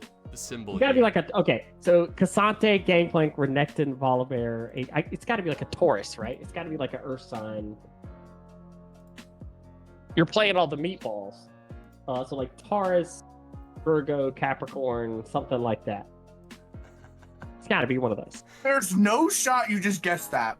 Dude, I refuse to believe it. I'm telling you. I refuse to believe that you just got that right. Dude. I'm just scared. It just makes sense because it's like, what do people like? I think Taurus. I think bull type champions. They're like, you know, Mordecai's are, you know, those type of, you know, whatever, those type of champions, right? It works, folks. It works. Actually, this is the truth. I don't believe that just happened. Dude, this is the truth. It works. It's true. I am so afraid. You scare me now. 100%. Look, it's a scary power to have, but you know, I try to use it for good. Wow. I'm just happy that you're the one true psychic in the world. Like that's this is how I've chosen to use my power. Yeah. Oh, bye bear. My bear. Silver Spade just redeemed a bear fact. I mean, what better bear fact than Vega just spot on? Yes, he predicting astrological sign. God. That's the extent of my knowledge. That's all I got. That's really good. I haven't been playing a lot of League lately. Otherwise, I would ask you to. Do you need a fresh League account? You feel like that? Just keep making up more rules for yourself as to Yeah, why. I just also my girlfriend knows a lot more about astrology than me, and sometimes she'll hear me like talk about it, and I don't really know that much about astrology. She'll be like, "What? That's not that sign at all." I'm like, "Yeah, but if I keep saying it, like I'm gonna convince myself that that's what it is." You silver-tongued devil. You'd be I'm just such like, a good snake oil salesman. I used to work in sales. The world's so lucky you're not evil. That's Yeah. just like maybe a heartless, senseless I use Vega. my power for good. We yeah. have to dump the chemicals in the river. Look, I almost spit Red Bull all over my computer. No, but you don't understand. The fish love it. It makes them fish shine. love it. Sir, they're glowing. Yeah, exactly. Like yeah, Christmas we can see them at lights. night. Make sure that they're safe. You hate Christmas lights now? This guy hates Christmas, and that's the pivot. And then we get the chemicals in the river. We can do this. Now we're kind of annoying. Yeah, a little bit. That's okay. I mean, you know. It's what he does. I'm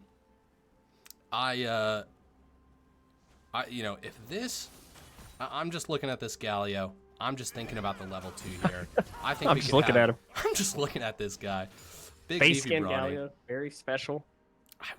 My Instagram reels are showing me, for some reason, lots of developer conversations about like why they decided to rework certain champions.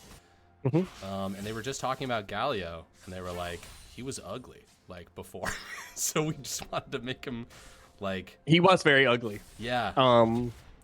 Do you remember old Galio's like abilities? He had a there was a point and click something. He had that ult where like it's called Idol of Duran, I think. Yeah.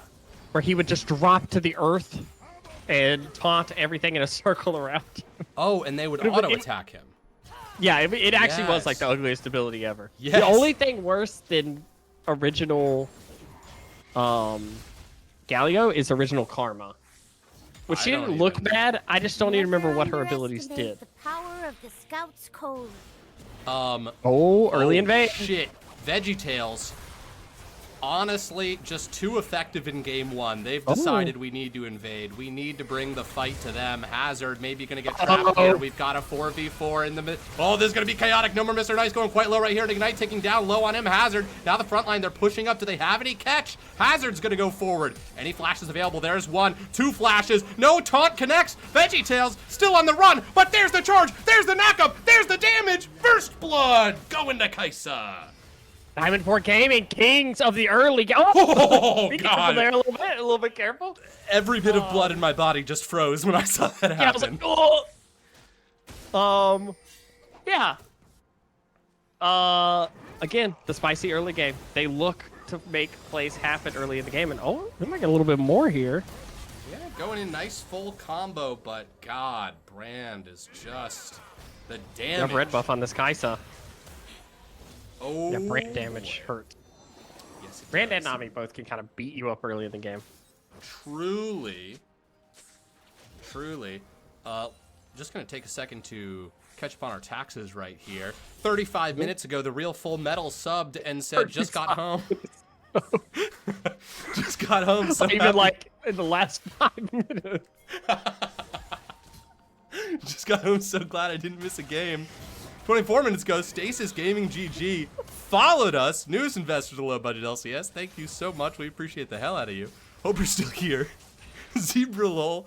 It just subbed with Prime, Zebra. Thank you so much. Just in time for this gank. This goes out to the 3 of you guys. Look at the being grounded right there. No more Mr. Nice Guy bringing the shield onto himself. Hazard went for it.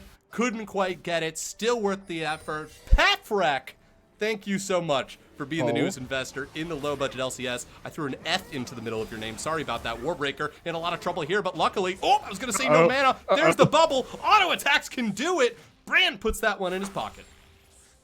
Yeah, and that is a kill back over there. Wanted to just get that cancel, but does not have the flash. Little bit greedy on that one, so that will be a kill over to the Brand. But so far, Actually, the early game is tipping the way of Make-A-Wish. Mm-hmm. Mostly because of just the way this lane of top lane goes early. Obviously, Gnar is the range champion, is going to be able to harass and kind of get that CS a little bit easier in the top lane. Mid lane, we do see that Mordekaiser has been able to bully a little bit, get some CS there. Love But now that Gnar kill equalize. Great Gnar skin. There's Ooh, the nice ult. stun. Oh, no. Oh, Gotta be careful there. honestly, a great Gnar does not have exchange. hop, and there is ult for Scorpion. There it is, the ult. He grabs Fozzie Bear, who's in trouble. Hazard.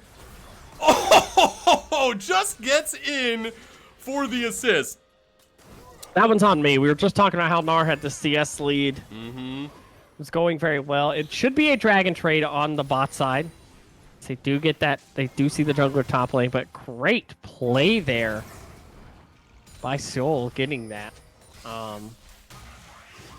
More trading mid lane. We do see Cass now starting to come into her own a little bit in this mid lane as, Galio caught with the hand in the cookie jar. Yes, indeed, but a 3-man taunt. Maybe there's an opportunity here as Ignite's going to go on to VeggieTales, and they actually push them back. Oh, a lot of CC coming out of the brand. Nami right there. Kaisa in trouble. Just goes up for one more auto, though, because why not? So delicious. Warbreaker walking up. A good flash away from Griff here. Gonna eat some of these nice delicious berries, but a great shawarma maker ult into the taunt. You're not going anywhere, Mr. Nice Guy, except to safety. You're dead, sorry. But still, close walking away there. Beautiful. Yeah, at first I was like, absolutely great layering of CC, and the Mordecai started to walk away, and I was like, okay, hold on. They were just making sure the right person got the kill. They just, were talking it out. A lot of good friends. More fighting in the... Oh, my goodness. Oh, my gosh, that was crazy. Okay, so that's how that works, huh? This might still be a kill, though. Yeah, it's not looking good for this bug. Oh, Gnar! Oh! People! Oh, my gosh. Oh. Wow. The series has it all. It truly does. It truly does. Don't blink, folks. Don't blink. And I mean it. Do Don't not blink for this adjust whole those 5-game TV dials. series.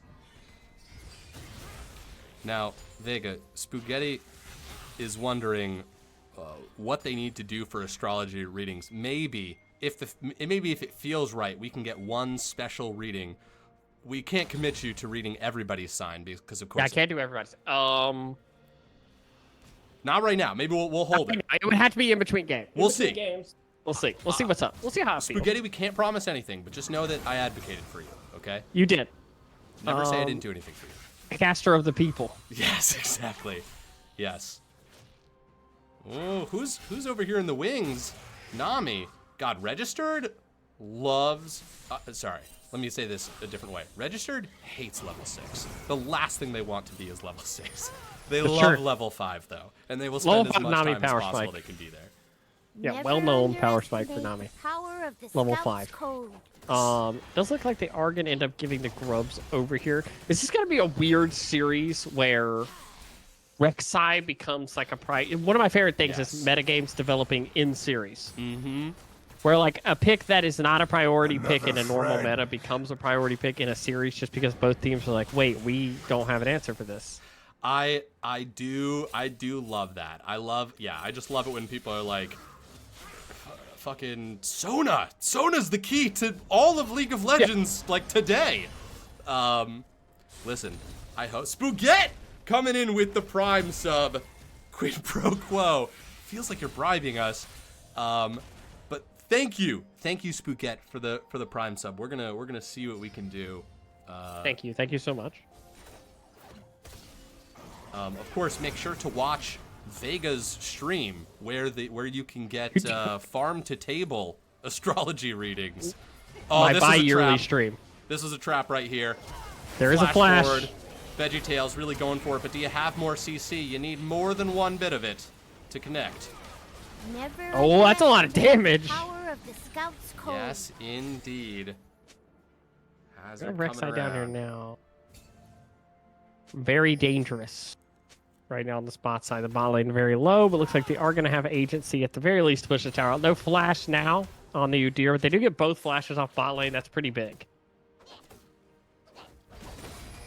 This game a lot closer in the early game. Yes, indeed. A very interactive trade there from Nar. Just hurtling him into the wall. Throwing you all over the lane. Like, okay. P. Harek, thank you for the sub as well. Still sort of really working on how to say your name, but we'll get there. That was a good attempt. Thank you. I think I would have said something similar. I didn't put an F in there this time, and that's a real improvement. Classic LeChance, inserting F's into people's names where they aren't. Exactly. You know, sometimes you just need a little extra spice. That's true. That's true. That's true. What do we got? A minute until this next dragon. I feel like there was actually there really just has been a lot of fighting. It just hasn't been resulting in kills. Lots of people escaping from the sort of saw-like traps that have been devised to kill them and them alone. That's true. A lot of luck on the board. There has been a lot of luck, and on top of all that luck, there's been a lot of action. We're 300 gold difference. Grubs are pretty much just neutral objectives right now in favor of Diamond 4. They've been able to get both neutrals. The second dragon is going to be spawning. It's going to be very important in this game. Cass is level 9. We do have the first item completions coming along for the side of Diamond 4 right now. So that's going to be big, right? That's going to be, you know, do they want to opt into a fight early this game? Or are they gun shy for the last game? They have a setup here, maybe. Speaking of opting into fights, there we go. Very nice dodge, but a teleport coming in. Another trap being sprung. Can Kaisa get away? That was all their movement that they've just used, and the heals from the Nami are going to keep Grief topped off right there. Look at that. Who's going to get the dragon? Probably Make-A-Wish. Yeah, they get the flash off Brand and the heal off Nami, but they pay the price for it. That will be 2 kills in the bot lane over to the Brand. So we'll get a little bit of top lane prio here. Trade it out for this dragon, but I'm sure they're absolutely okay with that. Yes, indeed. A Drake of the Air. Clouds. Drake of air variety. Yes, indeed. Love some more lore on the dragons. Come on, Warbreaker, steal it! All right. I just love a steal. Doesn't even matter to me which team's That's the taking only it. thing where, Oh, Fozzie Bear, nice flash over the wall. I believe had their back to the Cassiopeia ult. it looked like it. Yeah. The only thing we're missing from this series right now is a steal. Yes, absolutely. A steal of each objective. And look at this. This has been a flank into a flank into a flank, and they're going to go for Fozzie Bear. He's going to got to transform for that health. Can they get that extra raise? But they're going to run away. That's a smart thing to do. A massive taunt right there. Hazard showing in, getting the massive Nappa. VeggieTales gone. Now it's no more Mr. Nice, who is in the Nether Realms fighting the 1v1. Going to come back out and just absolutely get beat up by the rest of the team. I lied. He will safely walk under tower, and it'll be like nothing ever happened to him. Yeah, I mean, we end up coming out of that play dead even on gold. It could be the 6 grubs, though. The pressure from that lane. Oh, a jump in there. Flip into the tower. Oh my god, so beautiful. Look at that. Nice. Galio ult coming in here, trying to get some revenge. Probably going to get it too. That's going to be a nice tank, except hold on. We've got a flank on a flank on a flank on a flank here as Nar gets taken down. Bubble trouble into the Skarnar ult. So many ults layering over each other. Probably Skarnar will be able to get his way to safety, but maybe not, because since I said that, certainly he will die. There it is. It is a kill. In the meantime, grubs are being secured. Will they leave them alone? Looks like they are able to get to 4, not get the 5th and 6th grub during that. It does mean they will get the spawn of the Grubbletum, but there will not be super empowered ones. No. No. We'll just get... What do you think the relationship between the Rift Herald and the Grubs are? Are those baby Rift Heralds? And if they are, why do we only get 1 Rift Herald and then 1 Baron? Is this an evolutionary change? It's got to be, right? It's like nesting dolls. I like that. Ooh. That would be my guess. I really like that because it sort of insinuates that a Rift Herald is just a bunch of grubs in a big trench coat together. Yes, which I do think is true. Yeah, pretty sure that is canon lore. Pretty sure that's what Arcane Season 2 is about, actually. Yeah, spoilers. Arcane Season 2 is about all the characters actually being nesting dolls. Yeah. Aren't we just nesting dolls of our child selves? Whoa. Ave Maria plays in the background. Here we go. Rek'Sai getting a nice ult off onto Fozzie Bear, who's getting a little bit angry about it. Let's see. Can Good they knock up enrage? there. Yes, they can. We're going to get into the transformation, but that is not support coming towards you. That is indeed Skarnar on the other team. He's going to go for the kill. Speaking of going for kills, Kai'Sa going to show restraint.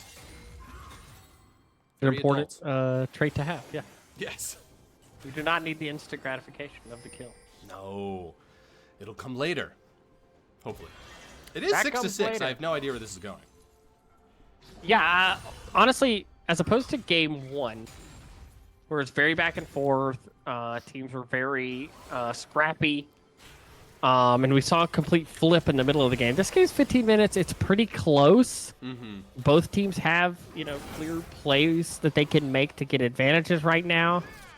Yeah, this game is pretty much up in the air. I do think the cast having a little bit of gold on them is important, but the thing like last game is Mord is very strong.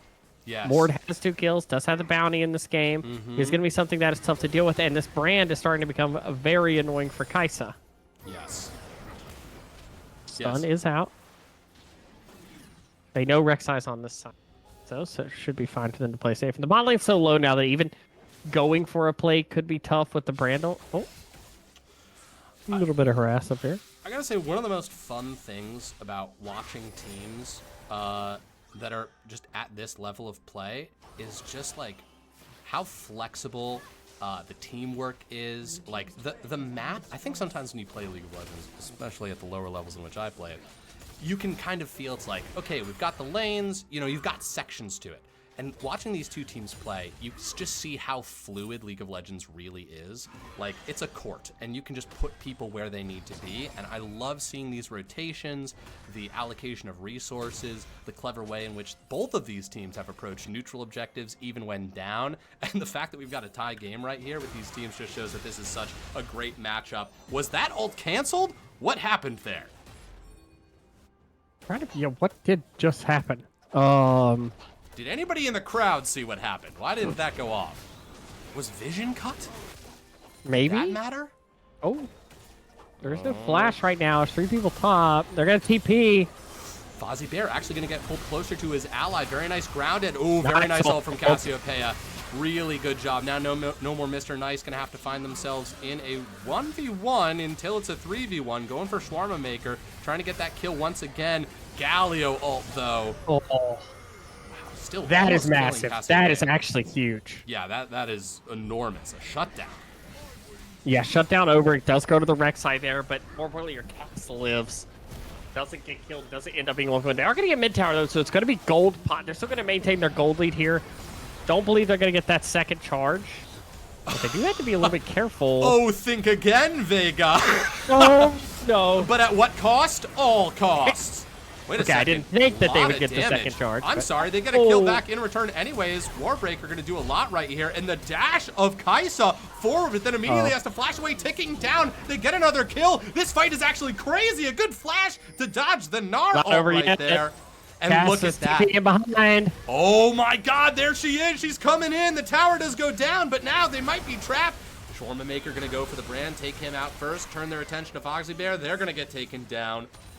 What an insane series of events. Oh, look at that flash. So There's good. Rylance. Oh, can't get away from the snake's poison. Once bitten, twice shy. There it is. There it is. There you go. Hot damn. Put And, that on your bingo cards for tonight. and Vega, after all of that, those incredibly exciting plays, we have a 200 gold lead for Diamond 4 Gaming. I'm glad that, kind of as Genesis is saying in chat, both teams are totally willing to just get down and fight in this game. Mm-hmm. They're both like, oh, did you teleport mid? I'll teleport mid. Oh, did you teleport mid? I'll also teleport mid. I believe we got all the teleports in the last fight in mid lane. Yes. Yeah. hold on. Insane, Go down. absolutely crazy play. It's fun to cast. It's so much fun to cast. This series feels, like just two groups of friends that have each other's back, and they're just scrapping. No one's getting left behind here. If the team's able to show up, who got that? That was at 7 health. Okay, We'll resolve that in a second here. Hazard can go around. Shawarma Maker here for the damage as well. No more Mr. Nice. Gonna pull him into the ult, but whoa, daddy. Okay, here we go. Tools here. Looking for revenge. Grief's gonna show up. They They're gonna gotta get get the taunted though. brand. Brand's gotta get that damage down. I don't think he got enough down. Hazard's looking quite low. Registered coming in with the heals. Very nice bubble, but it's not enough. 3 people from Make-A-Wish down, and the inverse of Game 1 coming to fruition here as Diamond 4 Gaming is getting a windfall of victories that looks like it's about to snowball into a bearing. Yeah, I don't want to say anything about the, we don't know where this game's going to go in the end, but Yeah. Skarner has a Heartsteel, which means there's no one competing You're for right. Heartsteel stacks, which means by transversive properties that they will always have 4 Heartsteel stacks. Dude, we've busted this game wide the fuck open. Buy Heartsteel, folks. Sell all other items. All you need are Heartsteel stacks. You will win. If Diamond 4 Gaming wins, that will be a 100% true statement for this series. 100% win rate in the series is Heartsteel with more stacks. Yes. Yes. The key to victory. The only way to save yourself is for the other team to buy Heartsteel as well. Okay, if you buy multiple Heartsteels. Ooh. We have. Do- I don't know do we that our add them? computers, if they're able to process that calculation yet. Yeah, I'm confused as to okay, so do we add together like the Heartsteels on your team, or is it just kind of like a leaderboard thing? Like if your team has the guy who has the most. Yeah, I don't know, but also that might be because the computer we're using to calculate this is the Turing machine, just like the first computer, just A Rube Goldberg machine. Yes, Stream League of Legends. Yeah, we've got a bunch of marbles and bubble gum, and so we're predicting the future with that. It's working, but we don't know for how long. Fight happening. VeggieTales down to half health, getting ulted right now. Rek'Sai looking for the kill. Oh my God, that's a quite low jungler. He does make it to safety. Hazard feeling quite proud, gonna go back and get their treat, which will be a blue buff. Yeah, and Dragon coming up soon now. Deer Force back means it's not easy to contest vision. We might see a dive on the bot side. Never mind. We're not going to see anything. Just 2 turret shots. It's the second closest thing to a dive. Yeah, exactly. Turrets are allowed to fight back. Hey, are the turrets manned by minions? They have stats if you click on them, so I would think that someone is in there. Dude, there's a guy in that turret right now. Now watch. Oh my God. There's no longer a guy in that turret. He's Wow. actually jettisoned out of the bottom of it. That's horrifying. Oh, as a safety device? The safety Yeah, I device? don't know if you've ever looked. Sometimes in the spectate client, when turrets die, you can see through the hole. What? Like, go look at after this. Yeah. Just look at the turret. Hold on. Okay. Yeah, look. Oh, There's like a shit. hole Yes. to nothing. So in my head theory is that they're jettisoned out the bottom of it. I love that they were building those turrets and they were like, as a safety feature, this turret will eject you deep into the center of the earth, and that will protect you. No one will be able to get you in there. I can't chase you down there. All right, Professor. Seems kind of dangerous, but Whatever you say, someone needs to admit Heimerdinger. it. Oh, wow. That really does make this feel more like a war if these turrets are actually full forts that are They're being manned. Yeah. Yeah.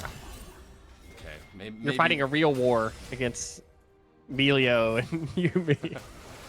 That's another one of the main plots of Arcane Season 2. We're really spoiling a lot today. Yeah, sorry. You actually get to see the turret jettison get made. Yeah, they actually wrap up the whole Caitlyn, or the Bai Jinx Caitlyn storyline within like the first 8 minutes of the first episode. Just sort of, it felt like it was pretty boring.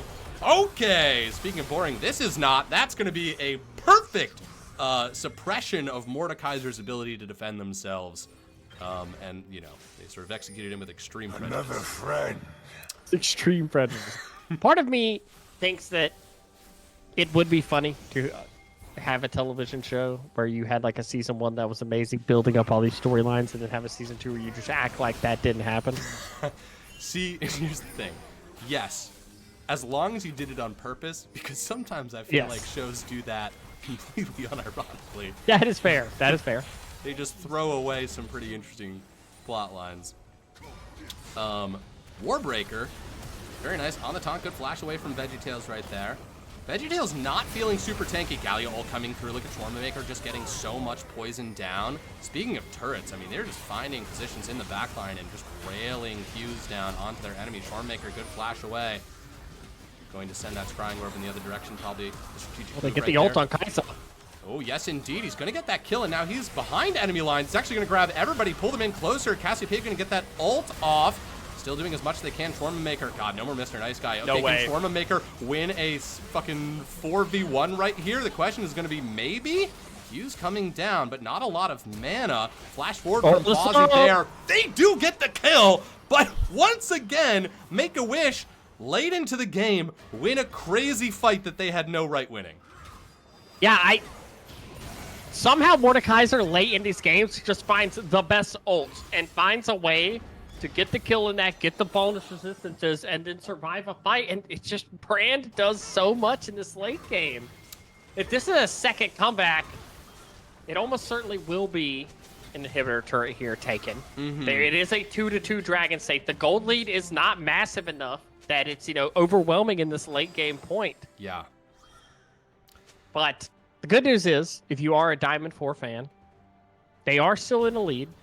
Still have very good items. They're very strong. And their comp scale is a little bit better than this. They're a little bit better equipped for the late game in this. So, hey, all you did was lose the inhibitor tower. You didn't lose the inhib. You still have good vision around the Baron. You just need to be a little bit careful. Yeah. Yes. You guys as fans need to be a little bit careful. Be careful. Now, Diamond 4, get out there, throw some punches. Do whatever you want. Well, I didn't bet on this game. You didn't bet on this game. Did you win the first one? I did win. Dude, I have money now. that's great. That's huge. Okay, Oh. same fight, same Let's do it plays. again. Okay, flashing in. They're going to suppress that Brand right there. Stormmaker coming around. They get rid of the damage from the Brand. Fozzie Bear in trouble. Does have to jump away. No more Mr. Nice Guy on the back line. In trouble right here. He too has to back up. Now, mismatched. You're outnumbered. Baron's up for grabs. If you're Make-A-Wish, do you push forward into this situation, Vega? This is dangerous. You don't have tools, and your main, champion that you use to kind of do the damage in these big fights is not there. They are looking like they're going to try for a steal, perhaps? Yes, indeed. Down to 2,000, down to 100. There it is. They get the Baron, and now they could turn to fight, but that's going to be Skarnar taken out, and they say, no, heist complete. We got what we needed. Let's run away. Dragon, not even up yet. You can't even take anything in response to that. Yeah, they're not going to be able to really get a ton done here. They're going to try and push this mid wave in, just get that mid lane priority right now, but Fozzie Bear is low. They don't have the Mordekaiser ult, which makes you think that Dragon contest very possible for the side of Diamond 4 there. And they're on big power spikes. That is a 4-item cast.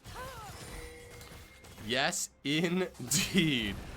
Okay, 15 seconds. Thanks, man. I was like, they've gotten so smart. I know. But now they say hi, and I'm always like, Oh, I legit was hello. about to be like, yo, what's up? yo, what's up, man? God damn it. I'm going to be slaughtered in the land of AI. Every single scam is going to get me, guys. Okay. Dragon. That's beautiful. Down by a third of health. Dire No flash on Straits. brand. There's no flash on brand. That's big. No flash on Baron. That is actually super huge. Down to 50. Red team is going to get it right here. Now Oh, with Baron this buff, a actually fight's looks going to go. fun. Hold on. Yes, that Gnar ult was massive there. Skarnar showing up as well. Maker just going to throw. Oh my gosh, the damage. That is something, folks. I gotta say, not the worst. Whoa. Skarnar going all the way.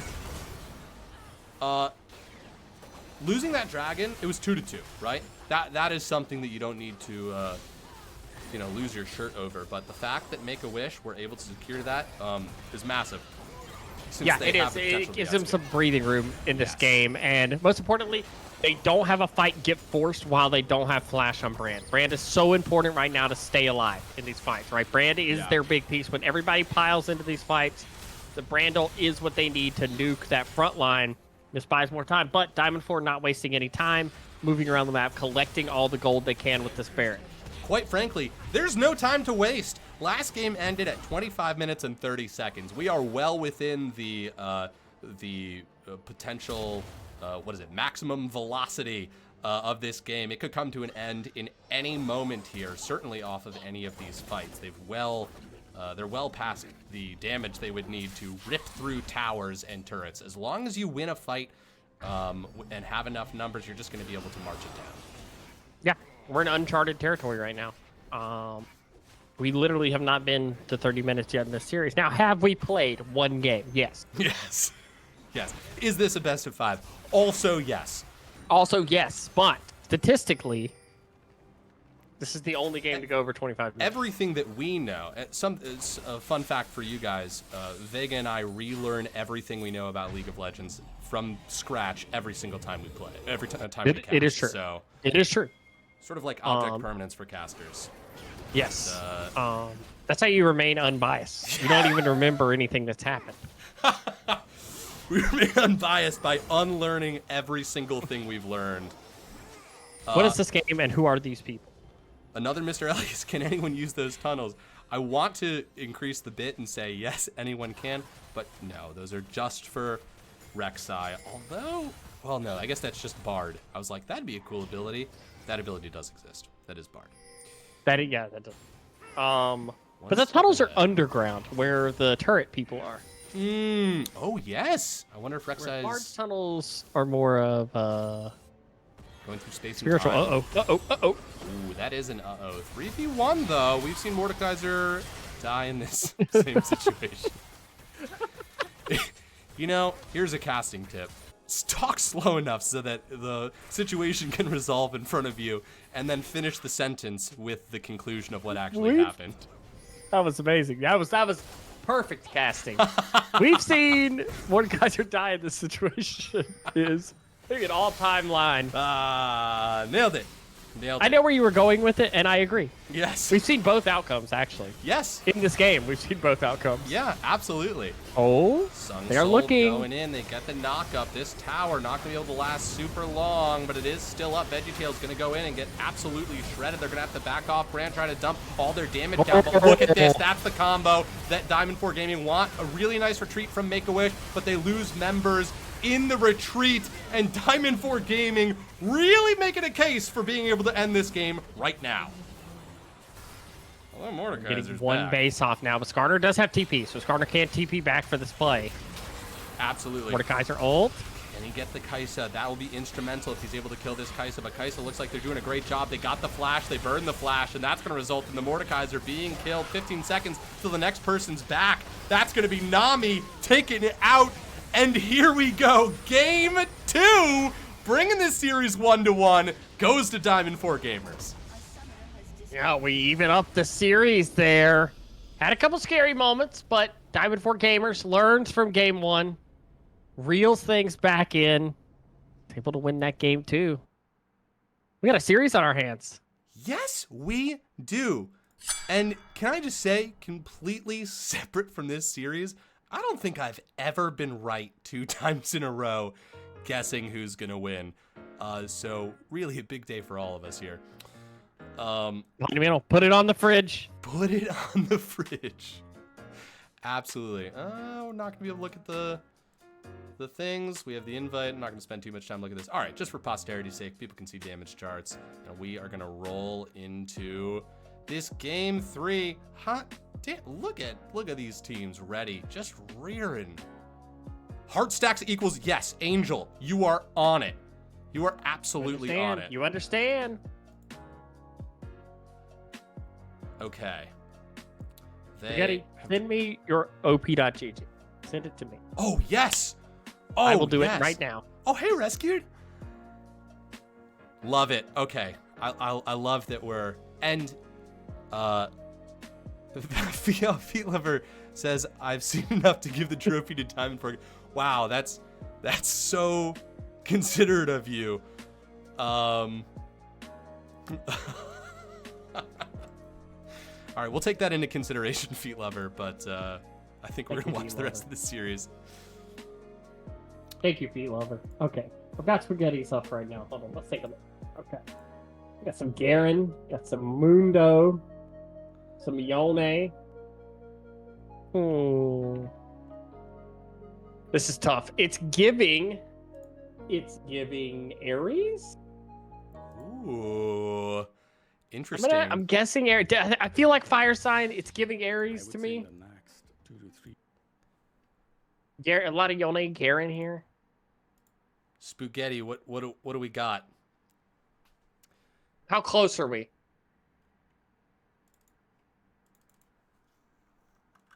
Are we on? Are we even in the ballpark? Yeah, are we close at all?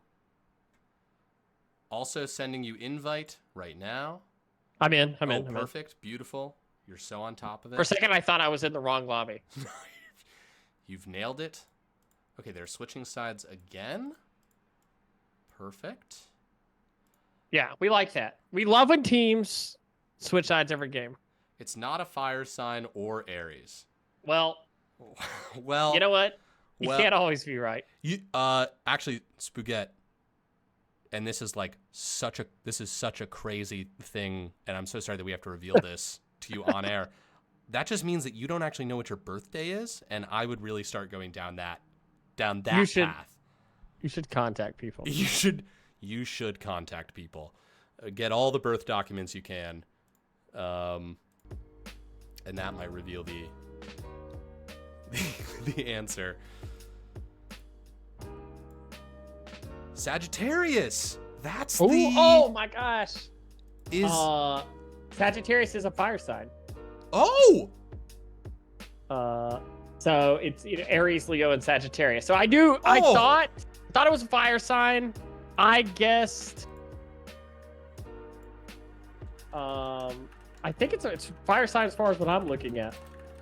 Sagittarius is what? I'm not gonna say your birthday. I know the range, but Is it wind? Are there wind signs?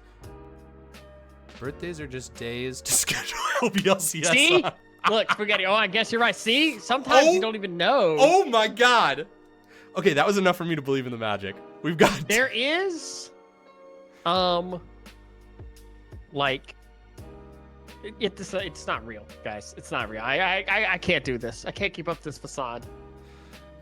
No, it is real. Vega's a It is human real. dowsing rod. Now this is where another person comes in to sort of make a cult around Vega's abilities. So I can read your op.ggs whoa. and tell you what you are. I mean, listen, the fact that you were able to help Spaghetti find their way to being a fire sign, I think that's really beautiful. Wait, it's almost like someone in a popular manga that we have not talked about. Oh, It's almost. oh, perhaps it is. Some say The draft is happening, I believe. Oh yes, it is. Sorry, just really getting sucked into astrology. No, you're fine. The only change is Mordekaiser is banned. We are getting a different pick. Too scary. The brand is locked in again. The Rek'Sai. It is a Rek'Sai. It's a Rek'Sai, just series, I guess. Yes, Rek'Sai, and listen, U.GG told me that Rek'Sai is a pretty popular jungler right now, but it certainly, Rek'Sai does have her scaly void claws, all over this series. This series, yeah. I'm gonna ask you a question that has nothing to do with what's happening on the screen. Please. Have you played the new Dragon Ball Z game? No, I have not played the new Dragon Ball Z game. Very fun. I've gotten addicted to an MMO. Wait, what are you playing? You're not playing Throne and Liberty, are you? No, I am not playing Throne and Liberty. I'm playing Albion Online. Oh, I know Albion. Oh I'll yeah. be online. I'm not on WoW. Toxic games only. Sorry. Different. Have I ever told you MMO. about WoW story? No, but please do. Why I don't play WoW? And elder gentlemen like ourselves remember Mm-hmm. the 10-day free trials Mhm. that WoW used to have, right? Where you could get the 10-day free trial. If you made a new account, you can get 10 days for free to play it. So I was finally, a friend of mine on my dial-up was like, "You should play WoW with me," and I was like, "Okay, I'll play." We're like level 5. We're just walking around like leveling, right? And I'm like, "Okay, I need to go to the bathroom and make some food." And he's like, "Okay, well, we got to walk over here for this quest. Just /follow me, and I'll walk us over there while you're doing that." I was like, "Okay, cool." So I come back. My character's dead. What? I'm like, "What happened?" He's like, "Oh, I walked you into a campfire and then it killed you. Oh. And I was like, okay. And so I uninstalled the game, and I have never played WoW since. Dude, That's all it took. I completely understand. All it takes is grief by a friend. Classic WoW. Yeah, it's It's the same draft as last game. it's The same draft. I'm gonna go Also- clip my thoughts on the draft last game. yeah. We're gonna replay those thoughts for this one. I believe that it's the same. Oh, a Nocturne. That's different. Yeah. Yeah, weird What does weird that description, but mean? Yeah. What does that mean? don't love it. Not gonna lie. But here we Yeah. go. Oh, the Nocturne. I do like Nocturne. I like Nocturne a lot. It makes Galio kind of hard to play because anytime the lights go out, Galio can't just click on the champion he wants to ult. Yeah.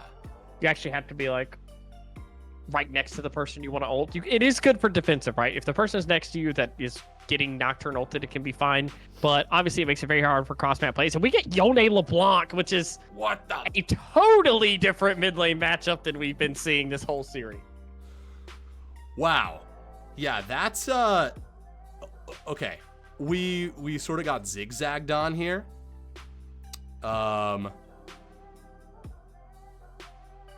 Yeah. All right. I got us. Let me do my duties. Yeah. What a day. Do my duties here. Relax, guys. We did totally get zigzagged on here, though. The beginning of this draft looks identical, and then we get the Yone LeBlanc and the Yeah. Nocturne as well. I like it a lot, though. I think Poppy obviously can be very strong. The only worry I have in this game is the Poppy against Galio LeBlanc. I don't think Poppy W blocks the speed up from Skarner. It's not technically a dash, I don't think. But obviously LeBlanc W, the Galio Justice Punch are both dashes. So that could be a little bit annoying. But the Nocturne Yone, I like it a lot because one of the best things Nocturne wants is a dive buddy, right? Mm-hmm. Nocturne wants someone to go in with them. But yeah, both comps, they look like they were going to be the same. I thought, obviously first three champions from both teams, almost exactly the same. And then we get completely different stuff on the back end. So very exciting. Game 3, a very pivotal game. And according to LeChance, a series decider. Yes, I did say that, didn't I? And I'm gonna stick by that one. My bet I'm going to is... grab a drink really fast. Please go for it. I can still hear you, though. Oh, dude, I gotta get a headset that walks with me. I'm tethered in. Yeah, whoever wins this game in this series, I'm saying they're gonna win the whole thing. Now we'll see if that's right. And I'm gonna start the third prediction for y'all folks. Who will win game 3? We of course Matt. tied up 1-1. I, Lord Thor, am having a little bit of coffee. Because I started my new job recently, and I'm very busy and tired now, so I need coffee at 7 p.m. It do be that way sometimes, don't it? Well, look, Thor, I would mix it, but there's still potential for me to have to cast 2 more games after this. Yes. So I must remain, somewhat. If I drink, I'll get sleepy, and then LeChance will be here alone. Best of 5s are a flowchart of what's happening. Because right now, you and I are, cast numerable best of 3s. So, after this game is where we'll start to have to tap into our extra reserves of energy. Yeah, I believe in us. Yeah, we got this. We have been known to get a little bit more loopy the later a series goes. Yes. But that's okay. And just point out, no crashes. Yeah. or spectator bugs so far. And listen, we've really been spitting into Fate's face, really just talking about how it's not going to crash. So, excited for the stream to really hold up and not crash as it is historically done. Absolutely. Lot of I'm not milk trying talk. to jinx this. Yeah, I love it. A lot of milk talk going on. People who love milk. There's a lot of people out there who love milk. Do you? What's your milk? There are so many different milks these days. What's your milk of choice? I'm lactose intolerant, but I love it. if Are you on to if I Swiss go cheese? get coffee, I usually get oat milk in my coffee. I'm also an oat milk guy. I like oat milk. There's a coffee shop near my house, and I usually get a all iced mocha frappuccino with oat milk. Ooh. That's like my go-to. Ooh. Chocolate milk obviously is great. I get what is it? Lactate or whatever it is, lactate. Oh, does that work? Like, Yeah, it doesn't upset my stomach. okay. So I use that for like protein shakes and stuff like that. Ooh. Um, I, like many humans, am becoming more lactose intolerant the older I get, and one of these days I will fuck around with those. Seems for like a long miracle. time. For a long time, I was like, and for people who don't know, it's genetics for me, because my mom's 90% Native American. Our family just didn't, drink milk a lot. And so you so- don't have the gene that can process it. Yeah, like literally, me and my Oh. sisters are like very, like it. For a long time though, I was Interesting. like, man, I just get tummy aches a lot. Guess that's just a thing. And finally, one of my friends was like, "You're lactose intolerant, man. Like, stop drinking milk." Dude, So that yeah, I will say, especially being a child in America, there are very few substances that are pushed on you more than milk. It's yeah. like, You got to drink and eating go the have crust on your cereal, sandwiches. eat I a don't- cheese stick, like we're having pizza. It's everywhere. It's everywhere. It's everywhere. Grilled cheese. Everyone loves it. Yes. Now, Sleepy Zaid says if E4G, which of I course like that isn't it's Emerald 4 gaming instead of Diamond. yeah, isn't a team playing in this, but I love that. And I hope that whatever series they're playing in resolves in the way you need it to. Doesn't win this, I'm enrolling my son into a military academy to ruin his life. Not as a helpful aid, not to sort of like potentially instill discipline. Maybe that's a career path that he was interested in. No. Oh. Dude, Captain Crunch. God. Oh, I think I've said this on stream before. I used to love eating Frosted Flakes so fast, specifically because they would just like fuck my mouth up. Fuck my mouth and throat up. Because it's like eating a bunch of razor blades coated in sugar. Oh yeah.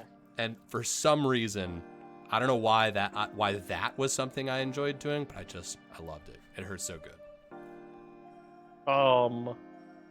I do really, really love Captain Crunch. I recently got Fruity Pebbles. I haven't had Fruity Pebbles in a long time. Oh. And I Sure. feel like I've reached the point where I'm like, okay, I think I'm too old for Fruity Pebbles. This is so sugary. This is like, Dude. there's just so much sugar in it. Something that has been crossing my mind is yeah, along those lines where it's like, okay. Also, it's like, I think the quality. Okay, we have another pause, so I don't feel bad talking about this. It's like the quality of a lot of the things that I really enjoyed as a child, like Dunkin' Donuts and like a lot of these fast food places. I feel like the quality has either gone down, or the older I get, the more I bite into something like that, I'm just like, God, this tastes horrible. Someone told me, and I accept that it is real science, but it actually has something to do with the way your taste buds are. That like Interesting. when you're young, your taste buds that are receptive to like sugary and sweet things are less developed. than your ones for like sour things. And as you get older, Oh. the more they develop and the more it is like apprehensive to you to eat it. Whereas your ones for sour ones get worn down over time. Oh God, Grief. Grief was looking somewhere else. Okay. I love that you're calling Griff Grief. Griff. Oh, Like shit. diet level 1. It is Griff, isn't it? That's okay. He did not indeed grief. He was able to escape the level 1 invade. Dyslexia is a hell of a drug. It is. Whoa, that's an emote I hadn't seen before. That little fire thing. That was cool. That is cool. There's so many cool emotes in the game now. Yes. What's your favorite emote? I really like, I don't per se have a favorite emote, but I really like, and my whole emote board is just every single emote I have of 2 characters hanging out having a good time. So it's That's like, amazing. yeah, That's just, so good. So I would say like buddies are sort of like my sort of emote meta. It's just like friends hanging. How about you? Definitely Lollipoppy. Also, this is Poppy mid. Oh shit. Oh yeah, we should probably look at this. It is Poppy mid into a LeBlanc. Now, how does her W interact with Poppy's dashy dash ability? You will get stunned. Okay. You can blink back if Poppy's not fast enough, but if Poppy gets the W up on your way in, she will stun you. Interesting. Okay, well this makes a lot of sense now. Angel says, real talk though, how am I supposed to predict when I can't see Heartsteel stacks? We're just as lost as you are, man. I'm gonna go out on a limb here. Scar probably gonna, well, Poppy mid gonna build Heartsteel, maybe? Real opportunity. There are some real levels to this. So, Shawarma Maker, whose hashtag is, DWG for Dom1 Gaming, obviously a homage to Showmaker. Of course. We just saw No More Mr. Nice throw up a Dom1 emote after that trade. Love it. Levels. Yes. Yes, a turducken of meaning here. Yes. How far down the rabbit hole does it go? Charm Maker probably looking for another.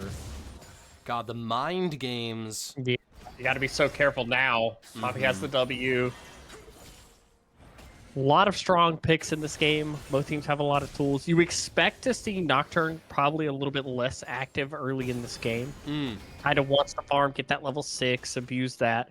That does mean it is a little bit harder to be very aggro on the blue side, but they are using the Brandon Nami to gain some priority here. Should allow Nocturne to get the Scuttle, which is huge, right? Nocturne already level 4.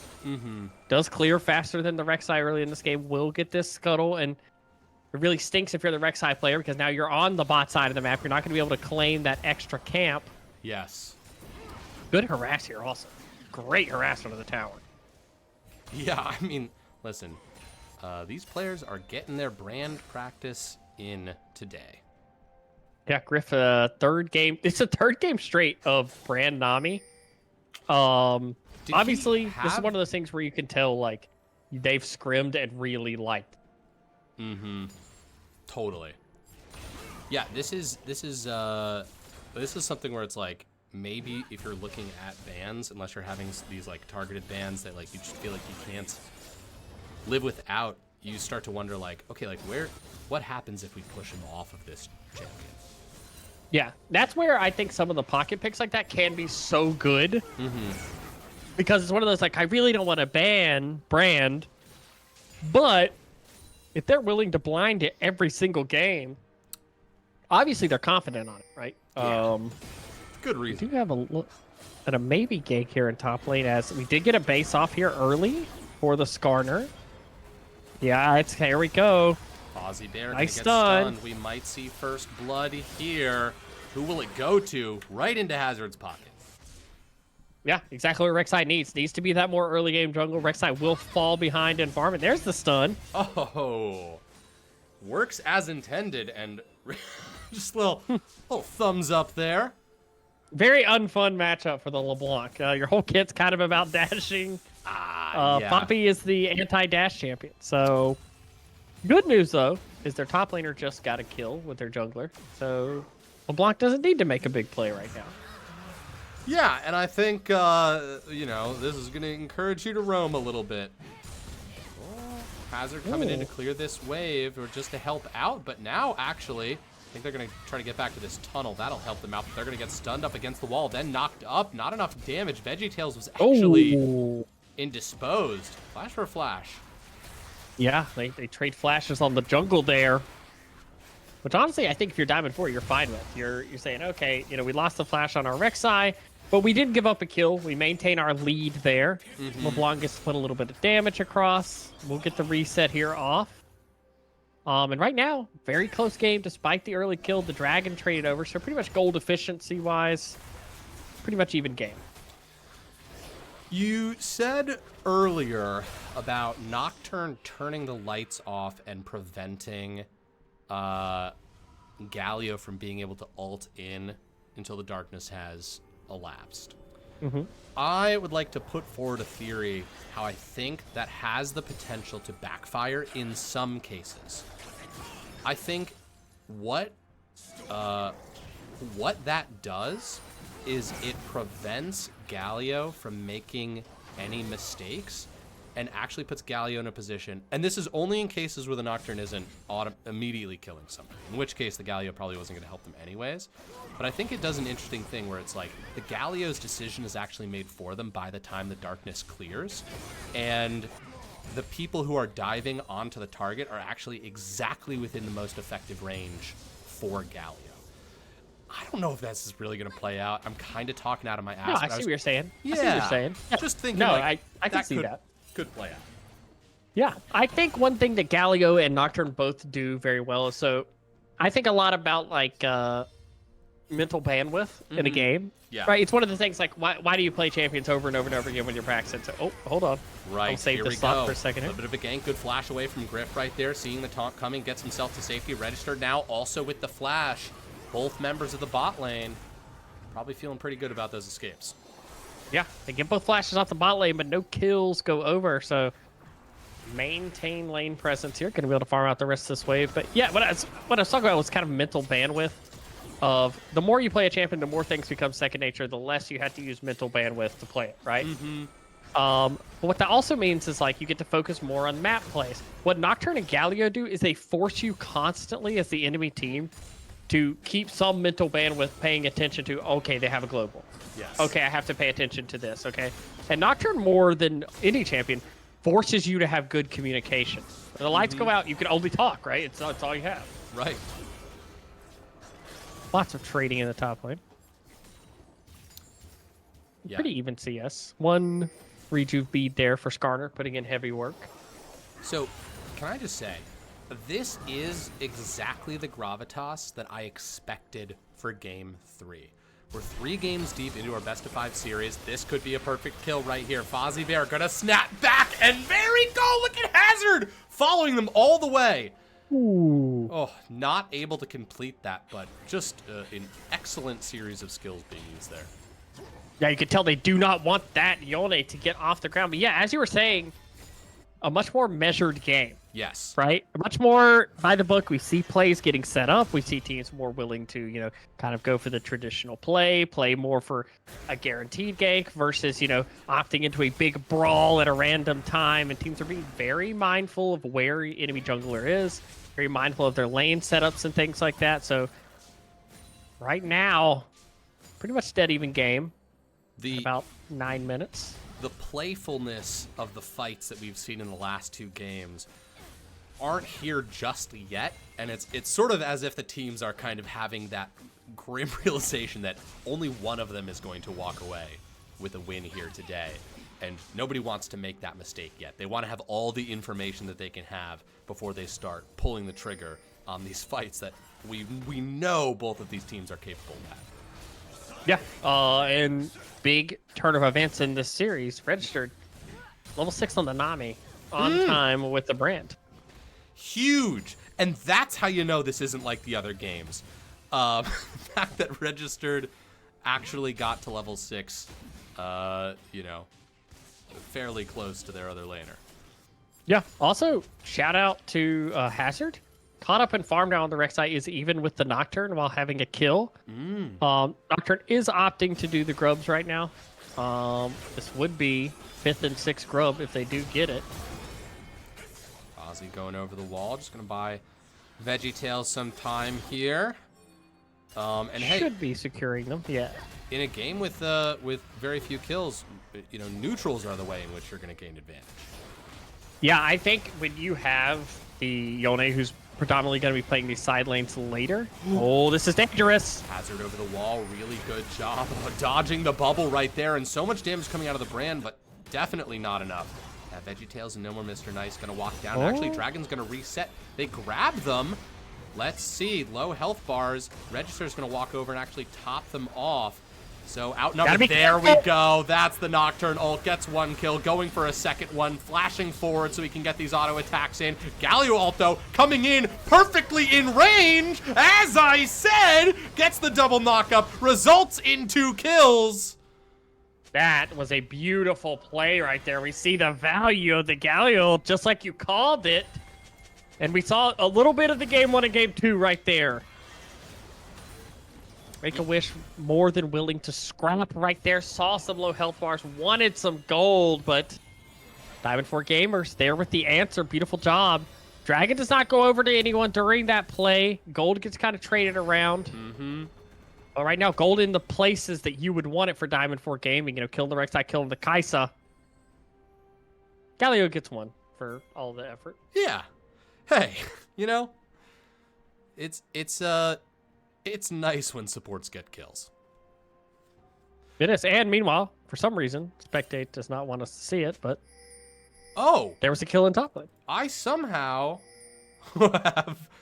have Another friend. Oh, hit spacebar. You ever get like that? well, perfect. There you go. We're not And- gonna see that dragon. My bad. Skarner does not have a Heartsteel stack yet, but I believe that will come. Ooh, okay. For those of you just tuning in, speaking of Liner 100, thank you so much for being the newest investor in the low budget LCS. We're happy to have you here, and thank you and all the other people for wishing us a happy affiliate anniversary, a day that we absolutely knew was today. We appreciate you. Yeah, Heartsteel in the game now. By our logic, Diamond 4 Gaming will win this game as long as Yeah, they it doesn't have look one like Heartsteel. Poppy's building it either.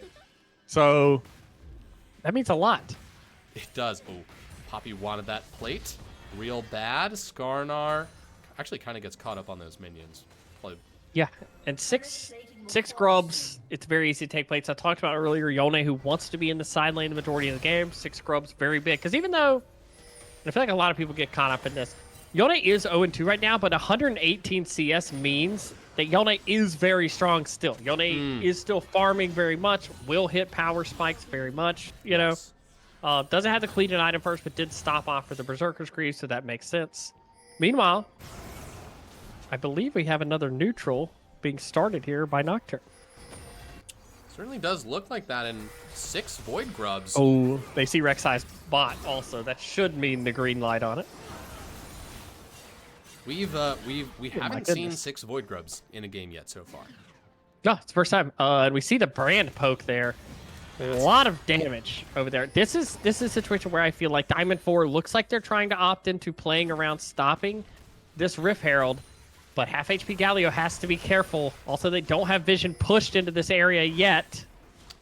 Yeah, Griff is just so dangerous in a bush like that, and they sniffed it out. If they had stepped forward, they were just going to get a whole battery of Brand's abilities dropped on them.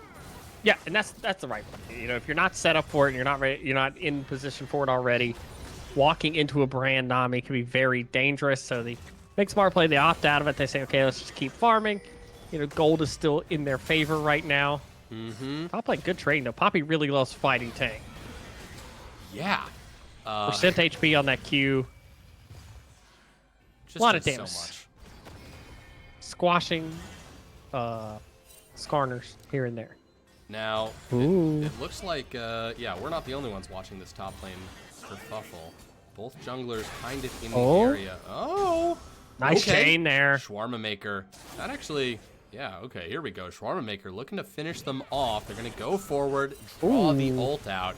Ooh, look at this. Just turn the lights off immediately. Nocturne going to go in. We got a 3v3 right here. Nami ult is going to connect with one person right there. Skarnar drops the ult as well. Hazard. Oh, look at that low. Skarnar is going to flash away. Now Hazard's the one who's taking all the damage. Warbreaker being the front line right now. Skarnar can't really interact with this fight because his health bar is so low. Kaisa, though, in the neighborhood. Oh, Warbreaker. Very nice taunt, but he's going to get taken down. Oh, the double for Poppy, indeed. And now Kaisa, gonna get locked up. Everything just gonna get dropped on them. They're gonna use their ult for a little bit of shielding. And Griff lives to tell the tale. That was close. Yeah, Ambulance Nami there putting in work. So many heals coming out throughout that fight. But Poppy is tanky. It is very hard to kill this Poppy. 4-1 now. Does have that 6 grubs. Going to be pushing this tower very strong. Fighting the bot also. Whoa! If Yone had ult for that, they hadn't used it to run away before. I mean, probably would have been a kill right there. Now, Sleepy Saeed, of course. I read it. Really, really difficult position for your son to be in. So sorry to hear that. Fozzie Bear really going for it. Nice. Now who's bamboozling who? Because Hazard is on the way. Oh, chains don't connect. Or at least trying to play that edge right there to set that play up, but good play there by Fozzie. But does have the ult coming back up soon. It is on item now, 151 CS and ticking on that Yone. Highest CS in the game. Right now, Yone very strong. We'll see what they get on the base here. Can be another crit cloak, because we all know Yone, Yasuo, all the brothers, they love critical ability. Yes, they do. Great minds and all. And of course, the TP boys are going to be up towards that top side of the map, although Skarnar is going to start walking down as Dragon is going to spawn in 3 seconds here. A flash away from Registered. That could be crucial. Lots of damage onto the Nami, and look at Skarnar coming around from the back here. We've actually got multiple flanks. Looks like Griff is going to be in kind of a tough spot. He is going to get taunted as VeggieTales turns the lights out and gets locked up by Skarnar. Everyone's sort of retreating, trying to find out where everybody else is. Now, battle lines being drawn. Let's see here. Sun Soul's going to take a lot of damage from Fozzie Bear, and there it is, just like that. Yone cutting through the Skarnar. And now Make-A-Wish have an edge on this Dragon, which will be their 3rd one, and put them at soul point.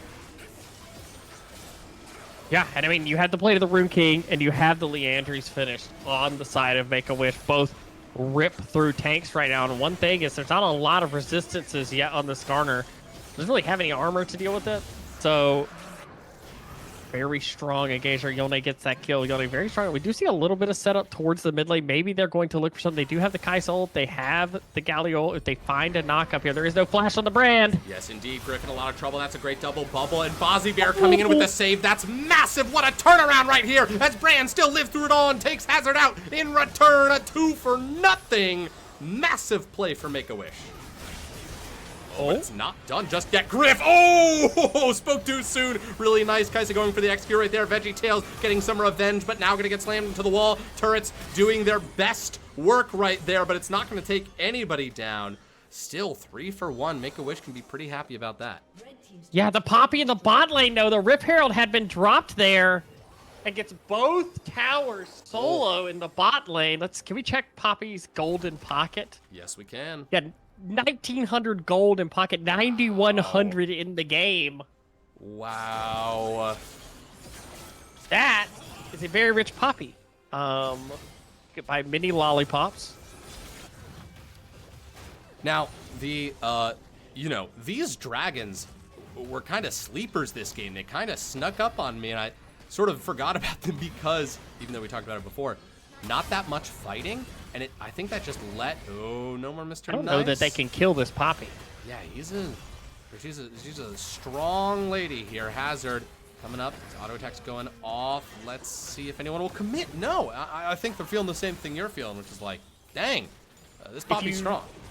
One thing is they're seeing it now, but if you don't see Nocturne, you don't know if Nocturne's hovering that bot side and is level 11. That ult goes very far.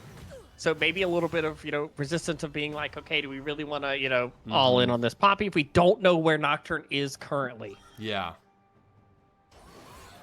Yeah, no, absolutely. Gonna return to the mid lane. Both mid lane towers still, you know, relatively hale and hardy. Diamond 4 Gamers in a slightly more rough spot here. So this is the first game that we've seen more of a slow bleed play out, right? Like, you know, I guess actually we did kind of see it in game 1, but there were more scuffles that kind of felt like it was even. This is the first time it felt like Diamond 4 Gaming needs to do something to flip the script here. Yeah, it's the first game where we've seen Make-A-Wish kind of in the driver's seat, I would say. Yeah. And we're trying to see Diamond 4 come, you know, wrangle that control from them, right? They do have tools, absolutely, to do that. They have gotten Kaisa to 2 items. Obviously, they're stacking car steel. That's a win condition. That's a win condition that we're really confident about. Yeah. And they do have tools to force engages, right? The big thing right now is they put themselves in an awkward position with the dragon, right? Obviously, when the early game goes the way it does, 3 dragons, you feel a lot better as Make-A-Wish because you don't have that pressure, right? You don't have to fight the next dragon. You can set up a Baron and, you know, look to trade. You know, if it gets Smite stolen, it's not the end of the game. But I think these next couple of minutes are going to be incredibly important for Diamond 4 Gaming. Yeah, and honestly, I think that's what I'm that's what I'm feeling right now is that, like, if you're in you know, Diamond 4 Gaming shoes, the choices have kind of been taken away from you. You probably want to show up for that soul point. Like, in a minute, you have a place that everybody needs to be, and you have a thing that you need to succeed in. Whereas much more flexibility on the side of Make-A-Wish. They could give him Dragon, pivot to Baron, you know, whatever. Exactly. There's a bunch of different things they could do. You don't have to do anything right now. Also, just Oh, not able to go over the wall. Teleport's coming in right away. A good flash will keep Skarnar alive. Hazard, Warbreaker, now the front lines as Skarnar's been pushed back right here. Here we go, Mr. Nice Guy. Gonna go into the back line right there. So much damage. VeggieTales diving, but who? Oh, Warbreaker forced to flash over. The lights go out. Who's he gonna jump onto? He finds his target. Skarnar actually still alive in the back line. That's a double kill for Brand. Still got a long lane to chase him down. They're gonna flash for it. They've got the CC. And wow, just 3 for 1 right there. Make-A-Wish so strong. Yeah. I love their willingness to pull the trigger. Because initially you thought, okay, well, they got Skarner Slash, but Skarner has TP. Maybe they could reset and look to make a play here. But they all in. They say, no, we're going to force the fight before you get the chance to come back. And now they're going to pressure the base. Oh, good trade, though. Warbreaker. Masterful play right there, okay? This is actually big. They haven't gotten the dragon. Yeah, they haven't. They spent a little bit more time pushing down these rolls. Fozzie Bear gonna come back. He's gonna drop that. Oh, how much damage does he have? Not enough to kill them, but definitely enough to scare them. Here comes the cavalry as Diamond 4 Gamers is gonna walk towards Dragon. It's only down to half health, but now VeggieTales is back up, and here we go. More damage showing up to the pit. They're gonna secure that, and that is Ocean Soul. Yeah, they buy just enough time for that Ocean Soul to go their way, and no, bounties given up on that bot side push. So they slip out of there. They're able to live.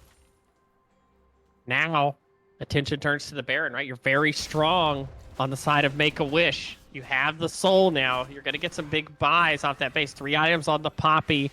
Very strong right now. Meanwhile, on the other side, got to find a way to get a pick, it feels like, ahead of this Baron. Slow this game down a little bit. Have time for LeBlanc and company to get some items on them. Yeah, that's absolutely going to be the key. Oh, We do see top. Yes, we do. And look at this. Fozzie Bear, okay, he's got someone, a place he can snap back to, a place he has to snap back to. Oh, look at that flash. Lights go out, and here comes the counter punch. The teleport completes, and just everybody's going to get grabbed, but do they have the damage? They don't. Poppy stopping the dash in. That's already Rek'Sai down here, and now this is just a chase. This is a rout, as now Skarnar's going to get taken down. Double kill for the Yone. Make-A-Wish is just so dominant in this moment as they turn to Baron. Yeah, when they get a lead, they are extremely strong in the game. And right now... Oh, Fozzie Bear going all the way over. God, he goes far with that. Yeah, he does. He goes very, very, very far. Baron feels like a lock.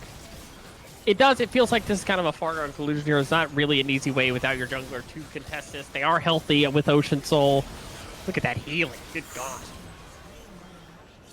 Nutters. Okay, well now, Make-A-Wish have all of the tools available to them at this moment. Let's see what they do to try and break this base open, because that barrier has not been passed yet. Yeah, and the unfortunate part right now is Poppy, Nami are probably two of the best champions at denying fights. Trying to find Griff right there, but just the turn was immediate. Yeah, the Namio immediately comes out, disengages the other side of the fight, so no one can follow up on that. Oh, fight's now, not done. Ooh. Okay, now 6 grubs with Baron. Towers do not last very long. Top lane also being pressured right now. Oh, yeah. Whole team going to work on the base. 2 lanes taken down. For sure, 1 inhib. Can't imagine they're not going to get the other. And now, with 2 waves crashing, I mean, they could try and end this right now. They could. They have all the tools right now. Don't see a reason to extend it as the first tower ticking low. Lots of minions. Cannon sieging on these towers. First one goes down, 1 left. This is your final stand right here for Diamond 4. And will they pull the trigger? That's the question, because they've got everyone. You don't want to go out just by letting them auto your tower. Let's see, there we go. Hazard's going to go in. That's going to be the Galio ult coming in as well. He's going to knock up 2 members right there, but the Nexus just does not have enough health as Make-A-Wish take game 3. Yeah, registered 0-0-17 on the Nami. Wow. Insane scoreline that game. And hey, if it's not broke, don't fix it. The Nami brand for a 3rd game straight. And that is a 2-1 lead over the side of Make-A-Wish. They are 1 game from infamy. Yes, they are 1 game away from securing the executive finals. Okay, posterity's sake, y'all can see those damage charts if you go back to the VOD. And these guys are rip-roaring ready to get to game 4 of this series. Vega, I feel like we cast a bunch of 2-0 series this season, and now we're getting one that's got a good mix-up here. Yeah, we have a nice switch up here. 2-1 currently, but we've seen both games show flashes of being extremely strong. Mm-hmm. So, Another friend. based on your logic, we Yeah. would not get a game 5, but I'm saying that now because who knows? Well, let me clarify. We might get They'll a win. game 5. Oh, you're right. You're actually right. But Hold on. Yeah. ultimately, by my astrological signs, that game 3 is the most important game. But we'll see. It makes sense though, because if you win game 3 and then you lose game 4, then you're the one who gets to adjust to whatever they pulled out for game 4. Yes. You're the late throw in rock, paper, scissors. Yes, absolutely. Now, speaking of just throwing out strategies here, like what needs to be disrupted? Or does anything need to be disrupted from Make-A-Wish? Because they've been able to get their hands on champions that allow them to execute relatively similar strategies. Does that bot lane need to be broken up? To me, I feel like you are at a point where it's like you almost would prefer them to be on something off the brand, right? Very clear. They are confident first picking the brand. They're happy playing with the brand. They don't see a reason to change it. You're at your last throw. I think you have to, decide on removing the brand. Yeah. Outside of that, it's really, pick your poison. Which one do you want to leave open? Are you comfortable leaving the Senna, the Tarek, the Mordekaiser maybe? But yeah, brand feels like it has been at some point a problem in every single game. Wow, Make-A-Wish only had 33% of the bets go their way. Make-A-Wish, just making sure I'm not clicking the wrong button. Make-A-Wish won that. Make-A-Wish did. Okay. Complete. I have 12K.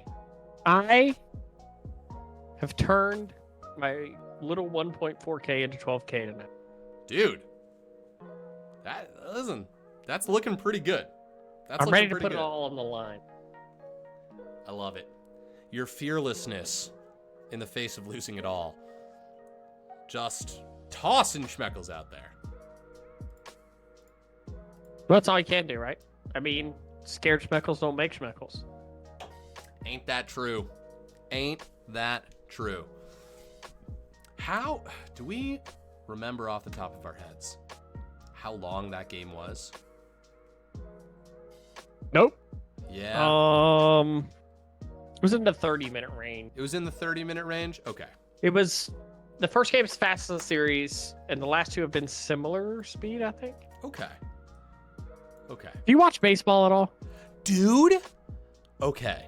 It could happen. If you had asked me that question last year, I would have said, no, I've never watched baseball. But this year, my buddy, who is a fan of the Mets, got me into the Mets season. I've been following baseball. It could happen, man. Yes. We could have a Subway Series. Dude, yes. Yes, absolutely. Yeah, this has been extremely exciting. In fact, actually, the Mets game just started. Started at 8:08. 1-1 right now. 1-1, okay. We got dicked down pretty hard yesterday. Yeah, that was a rough game yesterday. That was a tough one. Just sort of let that one go. As a Braves fan, someone from the South who has now moved to New York and lives here, now that they're out, I'm default to a Mets fan. Dude, yes. I live in Queens, so it's right here. Perfect. It's accessible. But one of our really close friends is a Yankees fan. So this has just been such a good year for New York. I mean, we're just like, there's potential for an all New York, World Series. God, that would be great. That'd be really cool. So much fun. Impossible draft is to get going. Tickets to, but oh yes, impossible. Oh shit, draft is really underway. Just put that in. Awesome. Yeah. Okay. I've got news. Hit me. Brand Nami. Whoa. Poppy. Whoa. Brand Nami Poppy is back, but on the other side. Whoa. The other oh wait, no, way you're ban. right. You're right. You had the icons right before you had the icons. Did I? Yeah, they didn't switch sides this one. They didn't. They maintained their sides for this. Oh, that is so chill of them. Okay, great. Terrafeed Wukong Nautilus. Now that is a different comp. Even though Divergila. Dude. Okay. I got it. Yeah. Also, thank you, Foster de Bear, for being the newest investor in the low budget LCS. We appreciate the hell out of you. When did that happen? Now I have to question that you was every 5 time. minutes ago. And I have to question every time because that one really threw me for a loop. I was like 31 minutes ago. Yeah. Sometimes I'm a little happened. late No, on the I've done draw. it. I know it happens. Okay, bans. No Wait, Yone this game. Are we no Cass. sure they didn't switch sides? I'm looking at the names and it doesn't say they are. Are Shawarma Maker and VeggieTales on the same team? I don't know. The lobby's not fixed. The lobbies, they're just all over the place in the lobby. Okay. But I'm looking at the names on the draft law. You're And it says Make-A-Wish is blue. It says Make-A-Wish is blue side. And it says D4 Gamers is red side. Okay. So that Yeah. is that's what I'm basing it on. I could be wrong. Okay. That is that's fine. Okay, so as long as these things are in the right places, then we're good. Yeah, I think so. Yeah, that's a I don't know very another team Make-A-Wish picking comp brand. on the Yeah, blue I know. side right now. I'm gonna say that is Make-A-Wish because 4/5 of the comp is what they played last game. So, we do have something new, right? We have the Seraphine and the Wook. Oh, the Gwen. Gwennifer. Gwennifer. Make-A-Wish. That's a scary looking composition right there.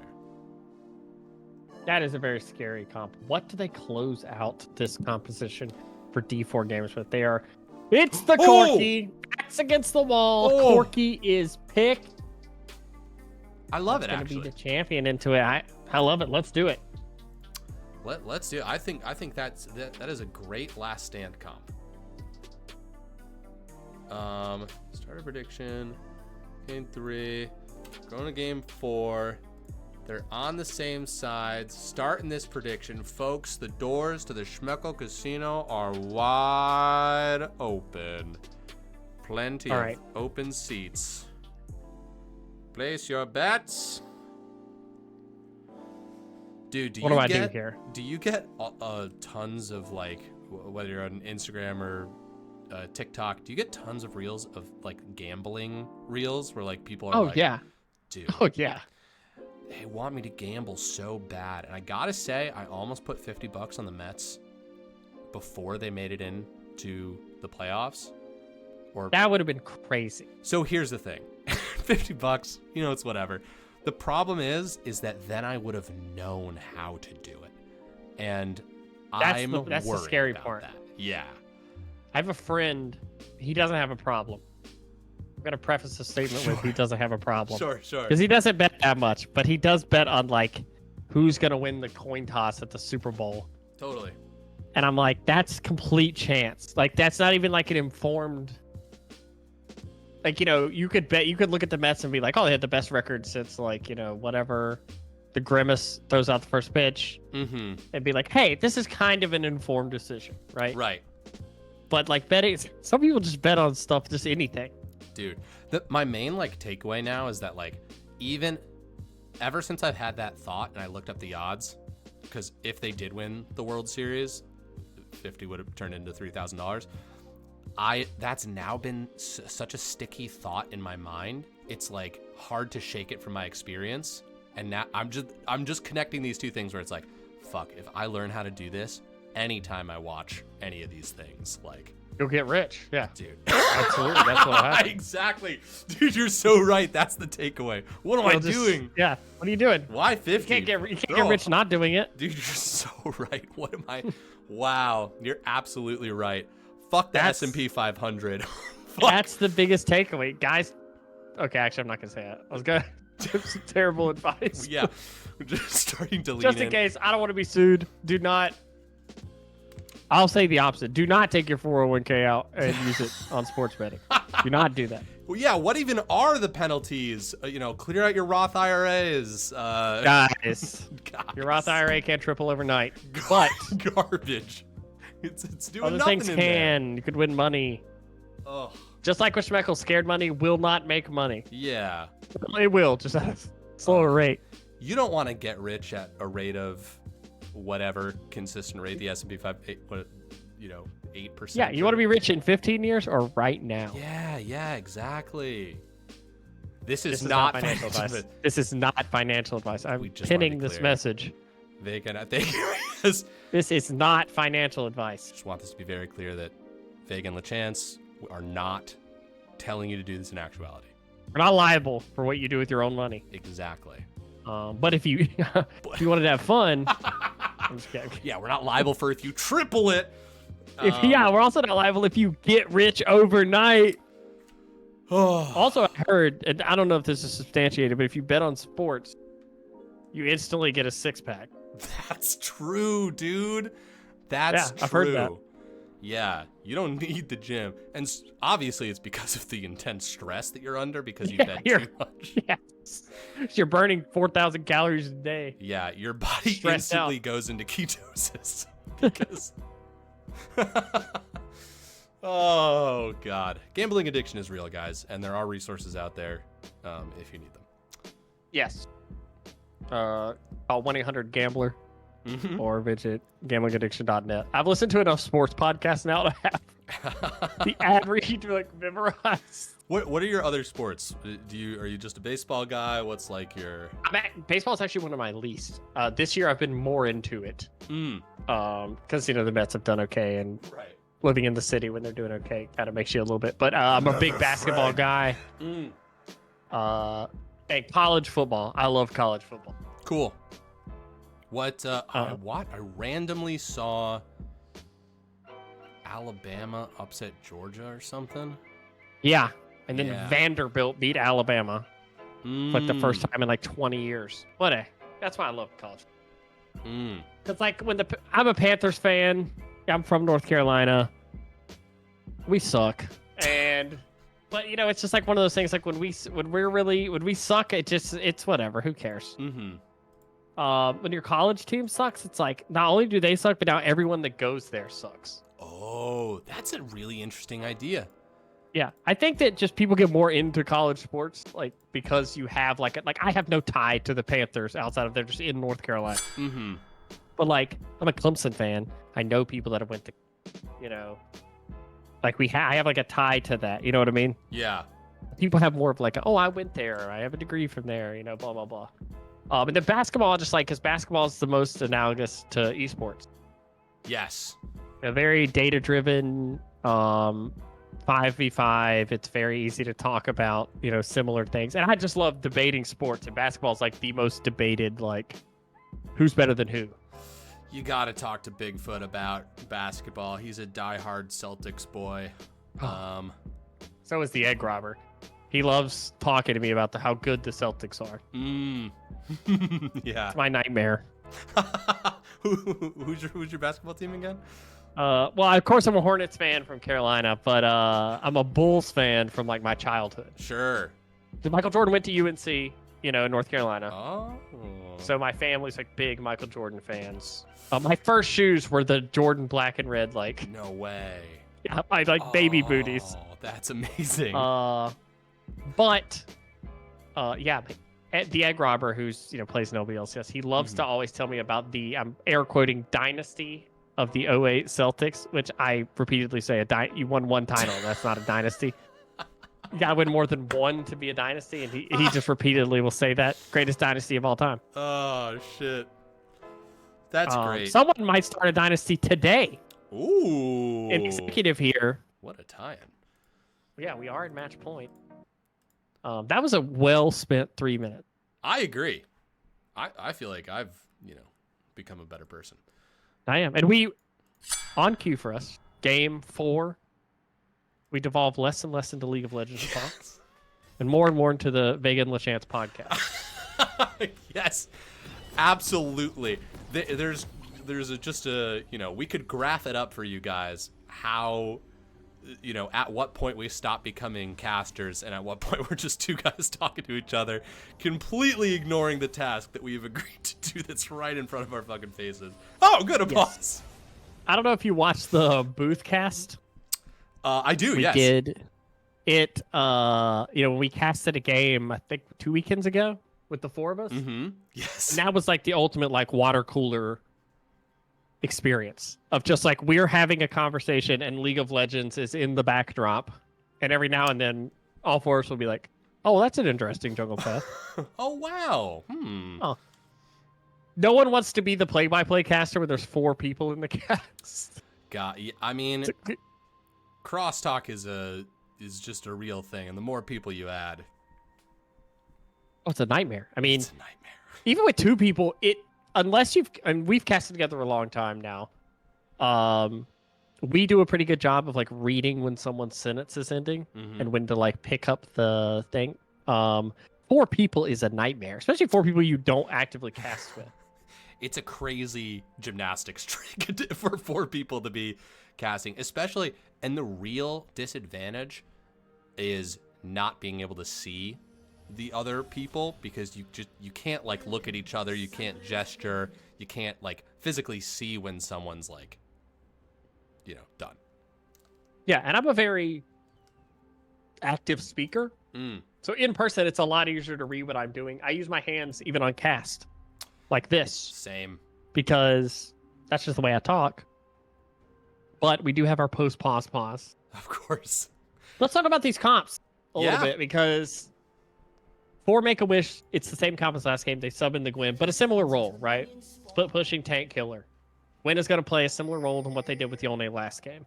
The other side, though, now the Wukong, they have the Corki, they have the Seraphine APC. They are matching AP in the bot lane with AP. Mm-hmm.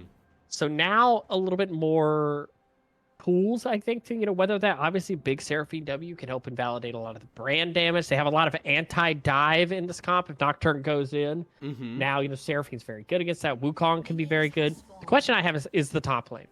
Can Skarner scale successfully in this game, get to that, meatball point, or will Gwen, that pressure that Gwen can put on tanks, will that, lead to a split push advantage and, a lot of pressure on the side of the map? Yeah, I think that lane will determine quite a lot. And obviously not immediately, but when the top lanes do break open, if you have a fed Gwen that's about to be unleashed into the rest of the map, I mean, that is going to be a nightmare, and I think you'll be hard-pressed to find a solution. Although, I gotta say, I love this Corki last pick. A big, heavy, ranged poke. I actually think looks really, really good. And yes, you've got the Nocturne as the answer. But honestly, part of the reason why Make-A-Wish is just such an absolute nightmare to fight against is because their dives, everybody commits to these dives, and they're so coordinated. And what Corki does, if Nocturne jumps on them, obviously they can W away, and you remove the ability for more people to jump in, to commit more forces, and maybe have yourself a little bit of like 5-on-1 action. If you're able to quickly kill the Nocturne and then turn and face everybody else, you can force Nocturne to dive too deep. Yeah, it's kind of what is their greatest strength could be their greatest weakness, and like their ability to play these dives together. But they are more than willing to take dives, even if the setup's not perfect. But it says a lot. A lot of these teams, if you see a team make a deep run, a lot of the reason for that, a lot of times is just teamwork, right? A little bit of trading in the mid should be fine here.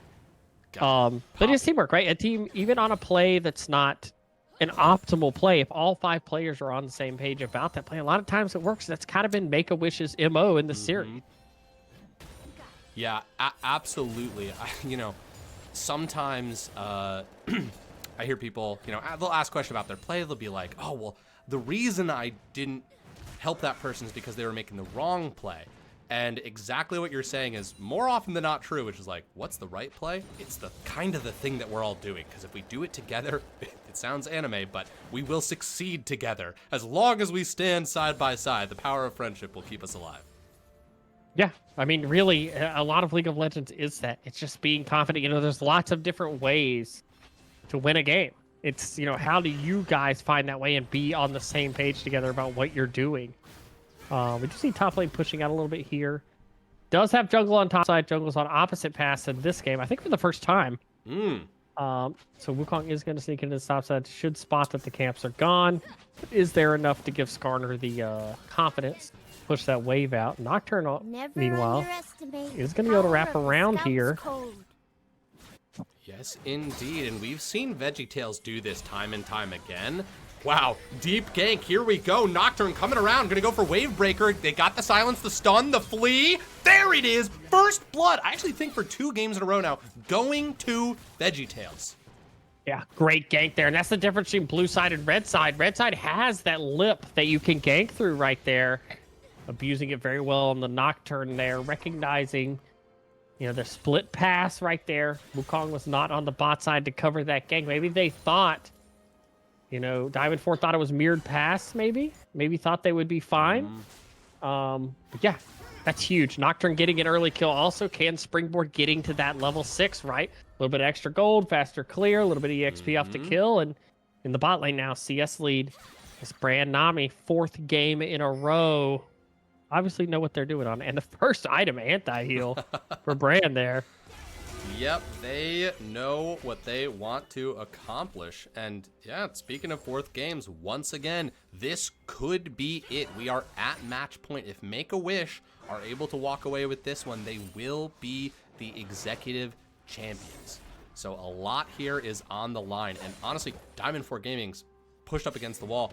They can't afford to leave paths like that open. Not with a jungler like VeggieTales on the map, who I think has done a great job of reminding us every single game how dangerous they are. You had Fozzy showing the strength in these last 2 games. Big CS lead here. Able to find that strength in the side lane here. Get that split push advantage. There's a big wave coming in here, but level 6 on the Gwen. It's exactly what you want to see from your split push top laner. If they're isolated in the 1v1 that they're winning, Obviously, the tank matchup, you expect to go down farm. Good job here holding the wave also.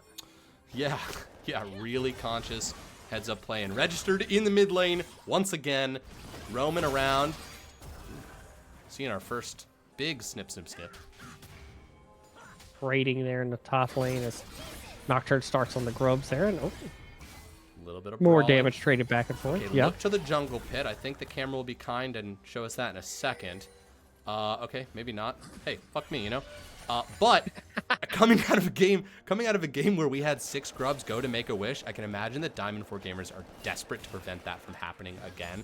And now that 3 have gone over to make a wish right now, I think it's a must stop objective is preventing them from getting 6 again. Maybe I'm putting too much weight to it, but that's just what it feels like after seeing the impact they had on the last game. I definitely think against Gwyn, you do not want to give up 6 grubs. Gwyn, one of the best split pushers in the game, but this early lead, they're running from grubs straight to dragon to do this. They feel like they have the tempo advantage right now, and they do. Gwyn is down here, still has to teleport up. Obviously, Skarner doesn't want to miss the wave, doesn't want to give up any of that top, and what a stun right there. That was massive. I gotta say, what a... Oh. That was a weird pause. Yeah, strange there. Unpaused. Okay, that's kind of interesting because it didn't pause on my screen. It didn't have the pause, yeah. All right, teleporting up, back to that top lane. Okay, now it's paused.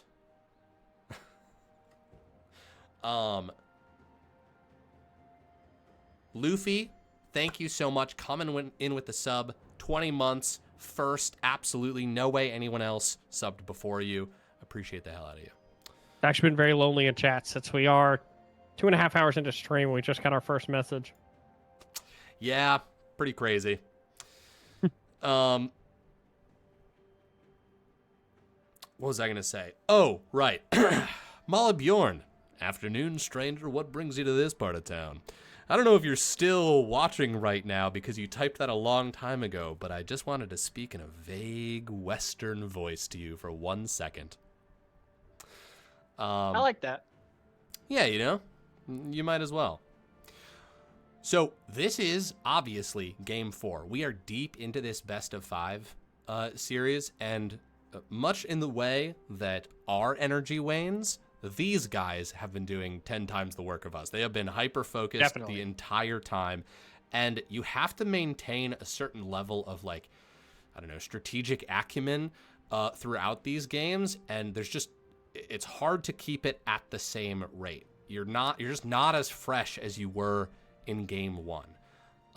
And whoever's able to kind of prop themselves up the best is very likely going to walk away with the win. But I loved that play, bringing Gwen down to the dragon. That is just, I don't think we've seen them do that early game. I don't think we've seen anybody do that early game, but just like full sweep. They've got the dragon, they've got the void grubs. Make-A-Wish has momentum. Yeah, and you can tell confidence building, right? You're up 2-1. Like you said, it's a long series, and you're against the same players over and over again, right? So start to build on tendencies. People start to figure out kind of laning tendencies, how people like to play, you know, where weaknesses and strengths are. And it feels like coming off winning the last game, in this game, Make-A-Wish can kind of sense that urgency, right? Of, hey, we're 1 game away. Let's be proactive. Let's be the team doing stuff. Whereas that's the risk of being at match point, you know, for Diamond 4 is, you know, you're always going to kind of have in the back of your head, like, a big mistake could mean, you know, the series. That could mean, you know, that. So conquering that obviously is a big deal. We do get a little bit more trading in the mid lane here. Oh, Gwen. You slippery, slippery girl. Oh, Gwen. Love that skin. Great skin. 14 minutes ago, Kira the Great, thank you for being the newest investor in the low-budget LCS, even further away from when Luffy subscribed. I'm pretty sure I missed your follow, and I want to apologize personally to you. No idea if you're still listening to this, but if you are, I want to send my sincerest apologies, and I just want you to know that we appreciate you. Yeah. Thanks for showing up. Now, Durangelis has also redeemed a caster compliment, which we don't have to get to right now, but that is on the docket somewhere. I'll let you field this. Oh, we do get a hook in there. Yes, indeed. Griff. All right, Durangelis is going out for you. Oh. Very nice. The lights go out. They're actually going to try and turn the tables. It's now a 3v2 right here, and look who's stunned. That's going to be Griff getting the kill onto Seraphine. A great play in the bot lane there. Griff put themselves in just enough danger to let that play pop off. Yeah, I mean, just anti-timing there for the side of Diamond 4. They got a great engage, but Nocturne's just in the area. I'm sure in their heads they're thinking, we've got, Wukong coming up behind. If we force an engage here and it goes long, we'll have Wukong, but Nocturnal gets there very fast. Nocturne is able to punish on that play. 2-0 lead early here. We'll see, though. A lot of times in this series, gold leads have meant nothing. Durangela saying, Jesus, VeggieTales, can you give the boys a moment so I can get my compliment, please? Sheesh. All right, here's your compliment. Compliment. Can't dance, okay. Nope, never mind. Hold on. A little bit of a fight breaking out right here. Maybe diving a little bit too deep. Shawarma Maker. Sense some blood in the water. Camp name spawning in timer. That is, Camp name spawning in timer. That's a lot. Now I understand. Now I understand what that was about. Was not looking at the stream. Durangelis, I love your name. I think it's hilarious. Every time I see it, I want to say, Durangelis. Durangelis. Welcome, Durangelis. Welcome to my court. That's kind of what it sounds like. You sound like a fantasy noble. Durangelis, I hear tell that the mountain folk are encroaching on your forts. Can we entrust you to hold the northern border, Durangelis? Such a good name. It's so good. It's great. That'd be a good D&D character name. Yes! Ooh, I just finished up a Pathfinder campaign that took 6 months. Okay, here we go, Fozzie Bear, in a little bit of trouble right here. 2 charges of the ult. Is there one more? I do believe. Okay, I think it's timed out here. But very nice. Good job saving themselves, and honestly, a nightmare situation. Fozzie Bear, okay, low, but they are starting up these voids. A play has to be made here, but low health bars on the side of Diamond 4 Gamers as well. They're going to do what is probably the responsible thing, which is not commit to a thing that doesn't have a high likelihood of succeeding. This will mean 6 grubs for the Gwen, though. Yes.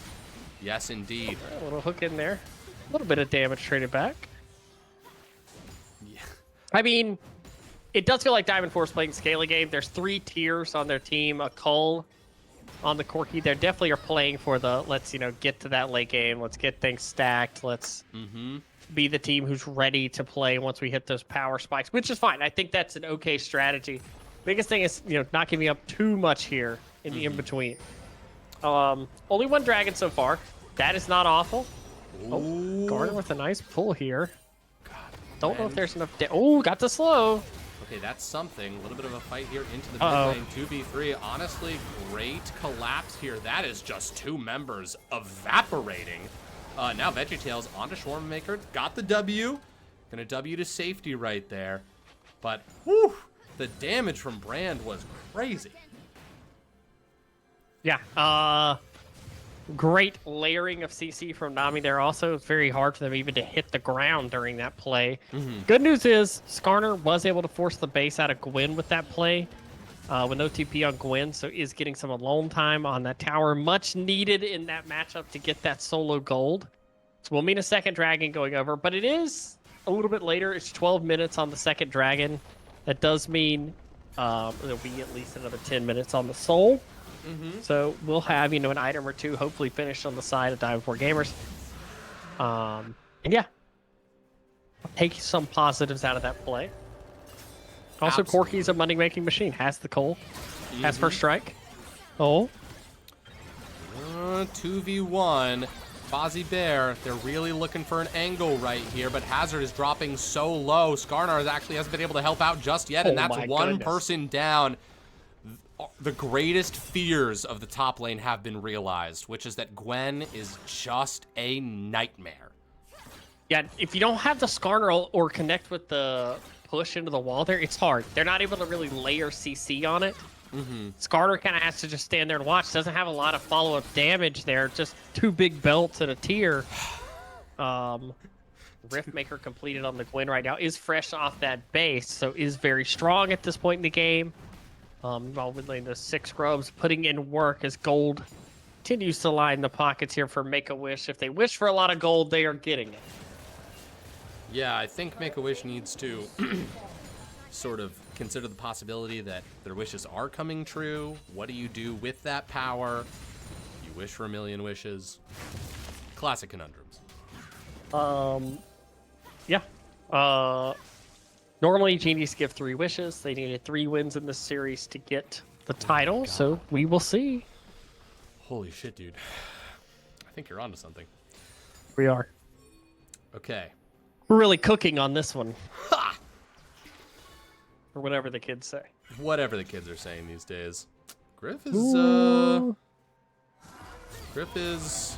Oh, the flash. Good Great. flash. God, Great that was flash. a good flash. Oh, Oh. into the return. Into more CC. Okay, they're going to go forward. That's the Ignite taking down, but they still have to be so careful because Brand is just so strong. They need to give this kill to Seraphine. It will go to Nautilus. I hear pings. I can't see them. But Yes. I can only imagine what those I things can were. We'll just have to assume they were great job pings. Yes. Yes. But yeah, that is a kill going over the bot lane. It does still matter. They are going to be able to pressure that tower in bot lane. Seraphine gets more time to farm. Yeah, they're on the board, and they're probably going to take that tower down. Yeah, should be first tower going over to them. Oh, they are rifting mid. That could mean it. A little bit of a tower trade. Honestly, might lose 2 Oh. towers.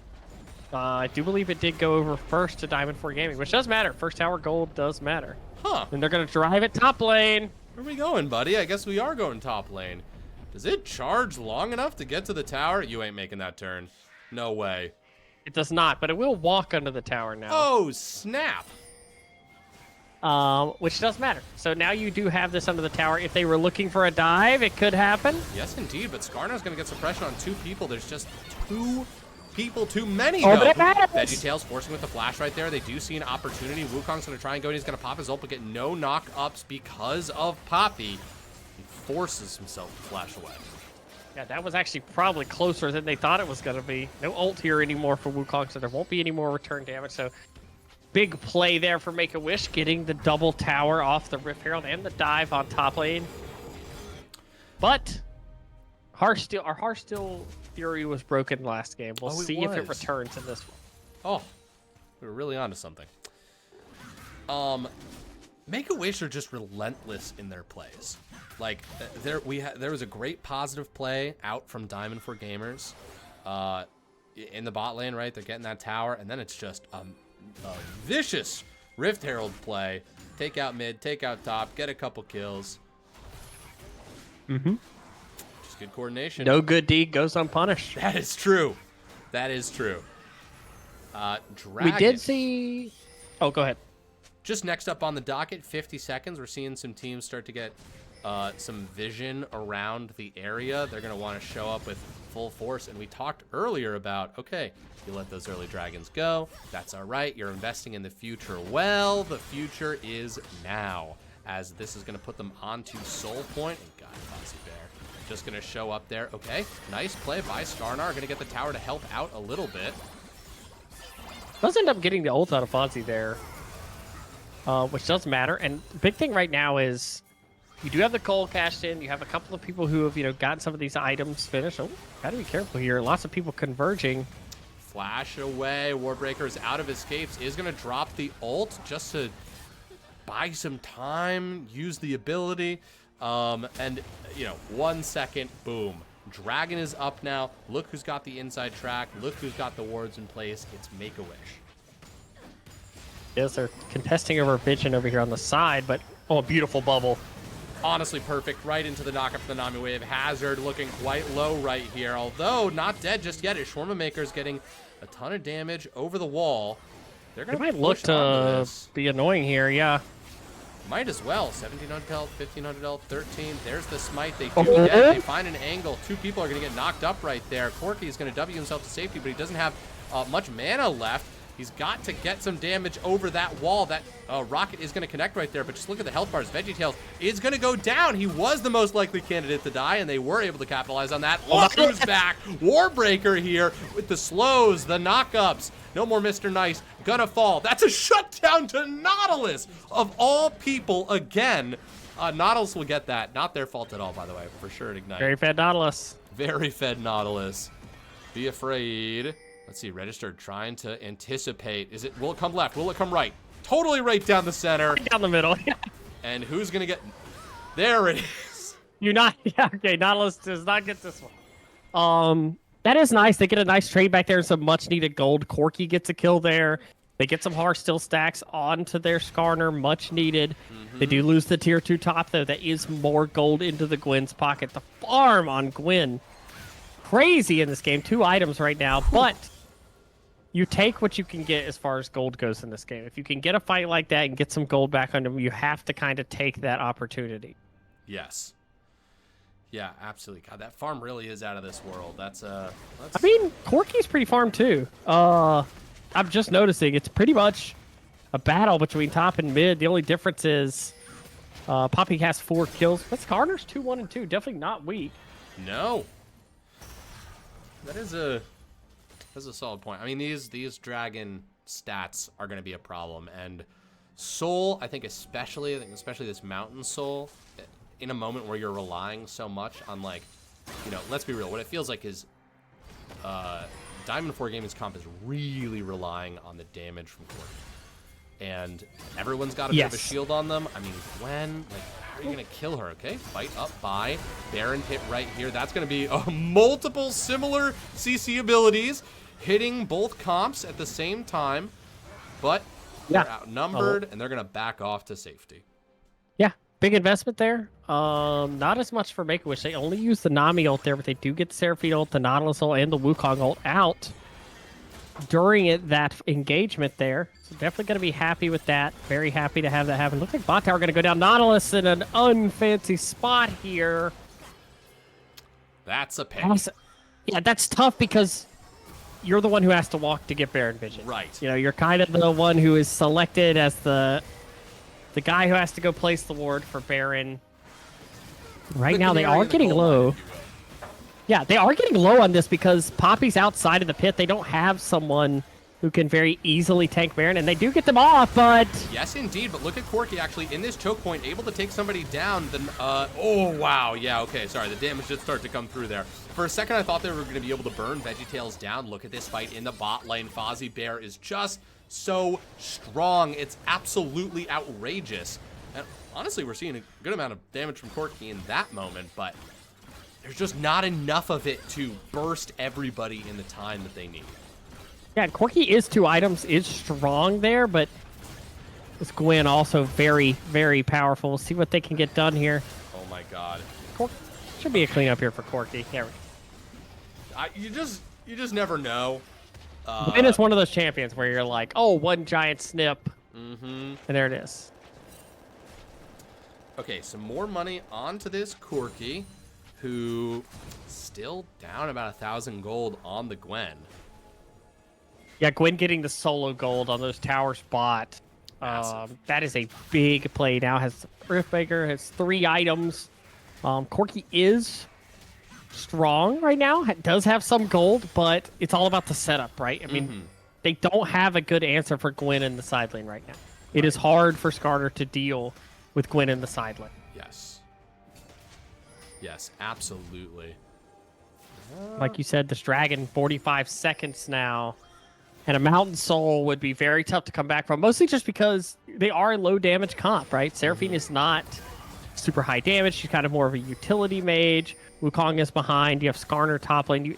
A Mountain Soul makes what little damage you have very hard to use, and we'll see what their entry is like in this bit. They early TP Skarner down. They want to look for the fight early. They don't want to set up in this extended side lane. And I like that because Gwen obviously could walk in and get that inhib, but just is physically far away from the inhibitor right now. Yeah, they see Poppy down here. A little bit of trading on that side. Okay, now the call's been made for sure. They have the information. Skarner's down here. Gwen knows that they can just walk forward. Now the time is going to work against them. They need to make something happen. Here's the trigger being pulled. Skarnar is going to go in. Hooks going to land. Teleport coming in from the Gwen. Look who's melting down so fast. That's the Skarnar getting taken out of the fight. And now Fozzie is showing up, running into the backline. Absolutely deleting health bars, finding targets. That's going to be the Wukong. That's going to be the Seraphine. Warbreaker looking quite low and the next to go. And all that's left is Shawarma Maker. Flash over the wall. But that is just... that is just so much damage. Maybe the game, actually? Are they going to push through top lane? They have a wave on top. They have a wave on top. They have death timers, and they have a very strong pushing comp right now. Vega, in the bot lane. No fight could have better exemplified the story that we have seen play out over this 5-game series. Make-A-Wish diving in complete coordination, finding the fight, finding the angle, and then taking advantage of a moment on the map. But look who's here. Is it actually done? It might not be. Skarnar going in. They are not going silently into the night. Hook does not land right there. Skarnar going quite low. Gets a little bit of a shield, though. Going to live just a little bit longer. Hazard trying to find an angle. Gets cut down. And now still 4 people dead. That was it. Make-A-Wish turns back. And they will become the executive champions of this season of the low-budget LCS. They do it 3-1. Make-A-Wish does it. Executive champions. Last season of 2024 here. Season 14? Season 14? I think season 14. Season 13. Maybe season 13. There it is. That sounded more right. Beautiful. Insane series. Insane series. Yeah, just, I mean, like, both teams definitely deserved to be here. The 3rd and the 4th seed fighting their way up, paying the iron price. God damn. Look at that damage from that Gwen. Absolutely insane. Yeah, and it felt like Make-A-Wish just found an identity throughout the series, right? They had a good idea coming in, and then immediately just started to figure out, oh, wait, we want to play these split pushers top. We want to play, this style. The Poppy mid is something they don't have an answer for. So good in this series. Yeah, just congratulations. Congratulations to, Diamond 4 Gaming also. Insane road to get there. Mm-hmm. Being a 4 seed in that group, getting all the way to finals, having exciting games all the way through. Absolutely outstanding. Now, I know we didn't talk about this at all, but what we usually do in finals is we invite the whole team up, ask them some questions. You have time for such an endeavor? I do. Excellent. All right, let's see it. Make-A-Wish. I'll come in.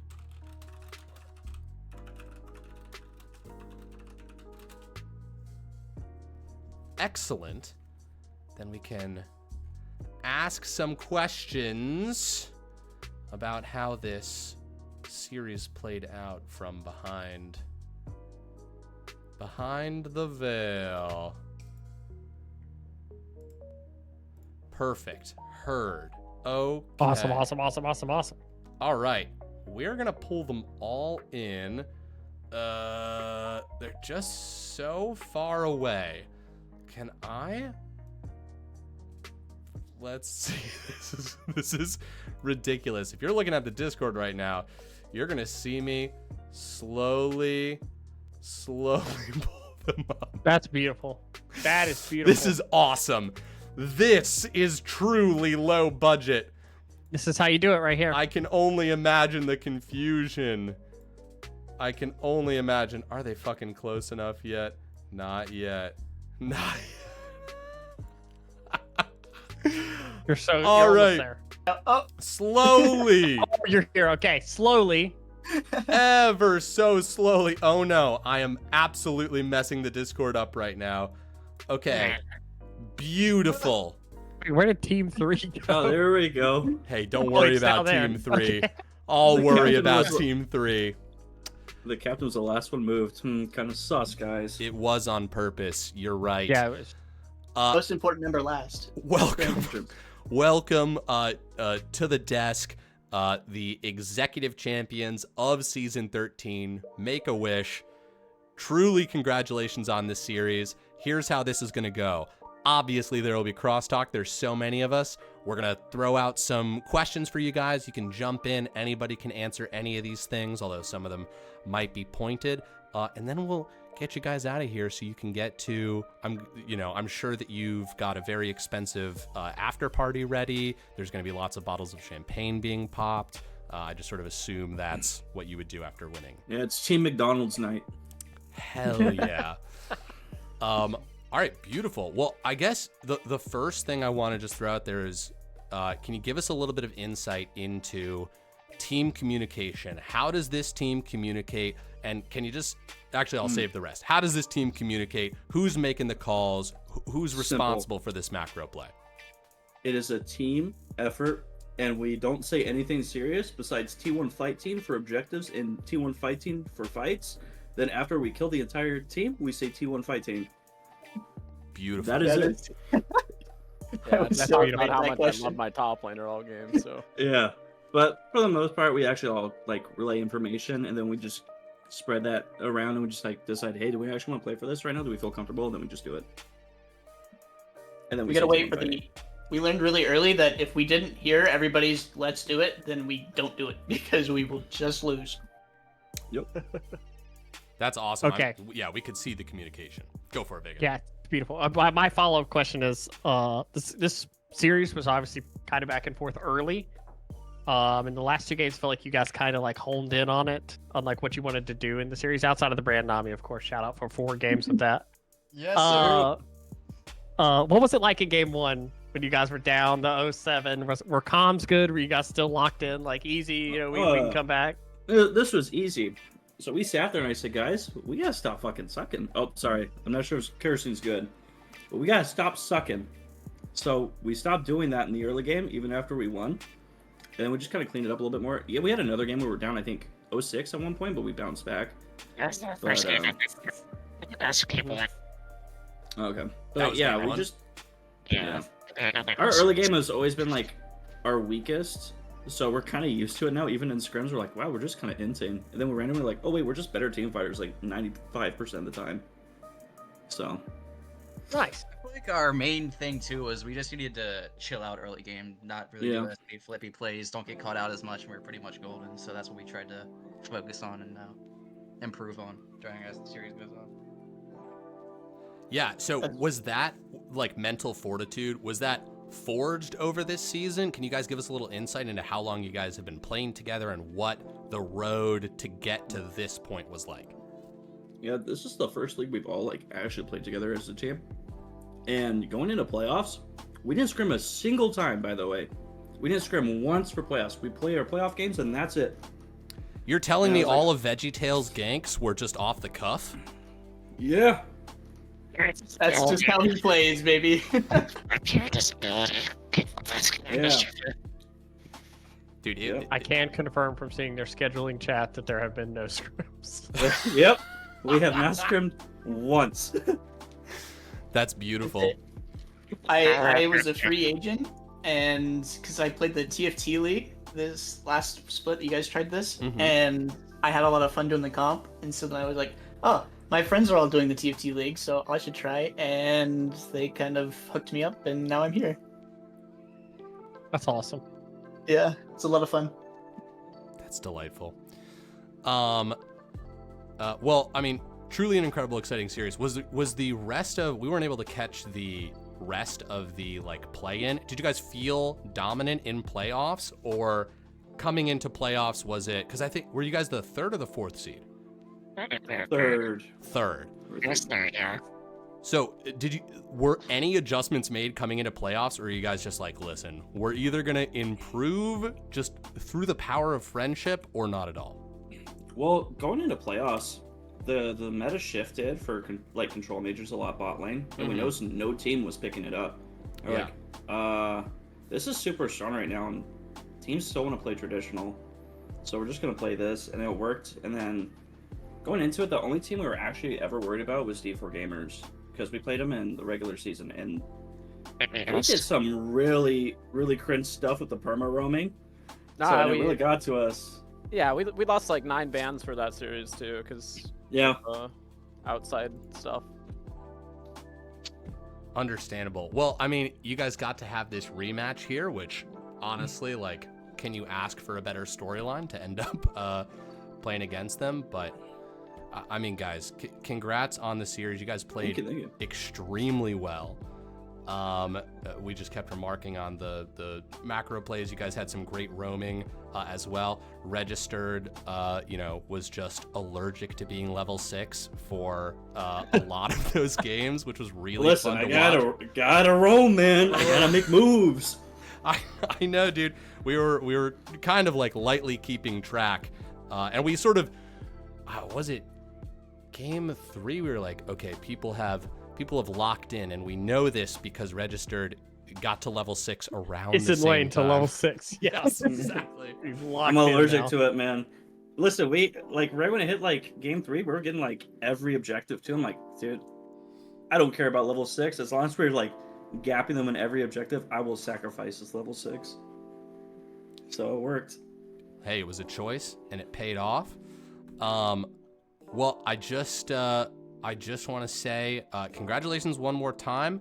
I think very quickly we'll just sort of go down the row. If there are any last sentiments, if there are any good, kind last sentiments you have for the season, congrats again. We'll just start at Fozzie Bear and we'll just go down. You don't have to say anything, but you're welcome to give some final thoughts here.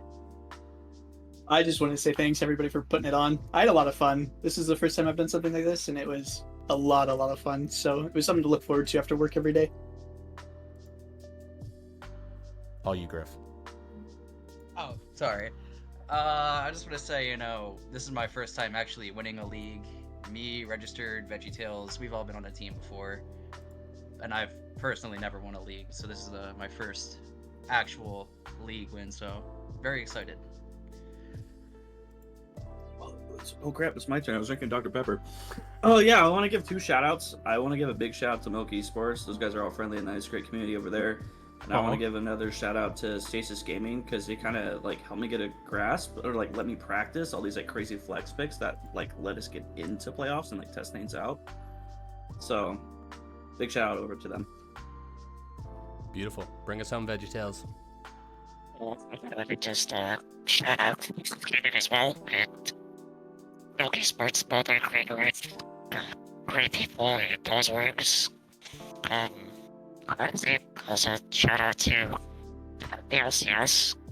It's a great event you guys have. So thank you for having us. Because we were only a treat. So thank you, guys. It's been fun.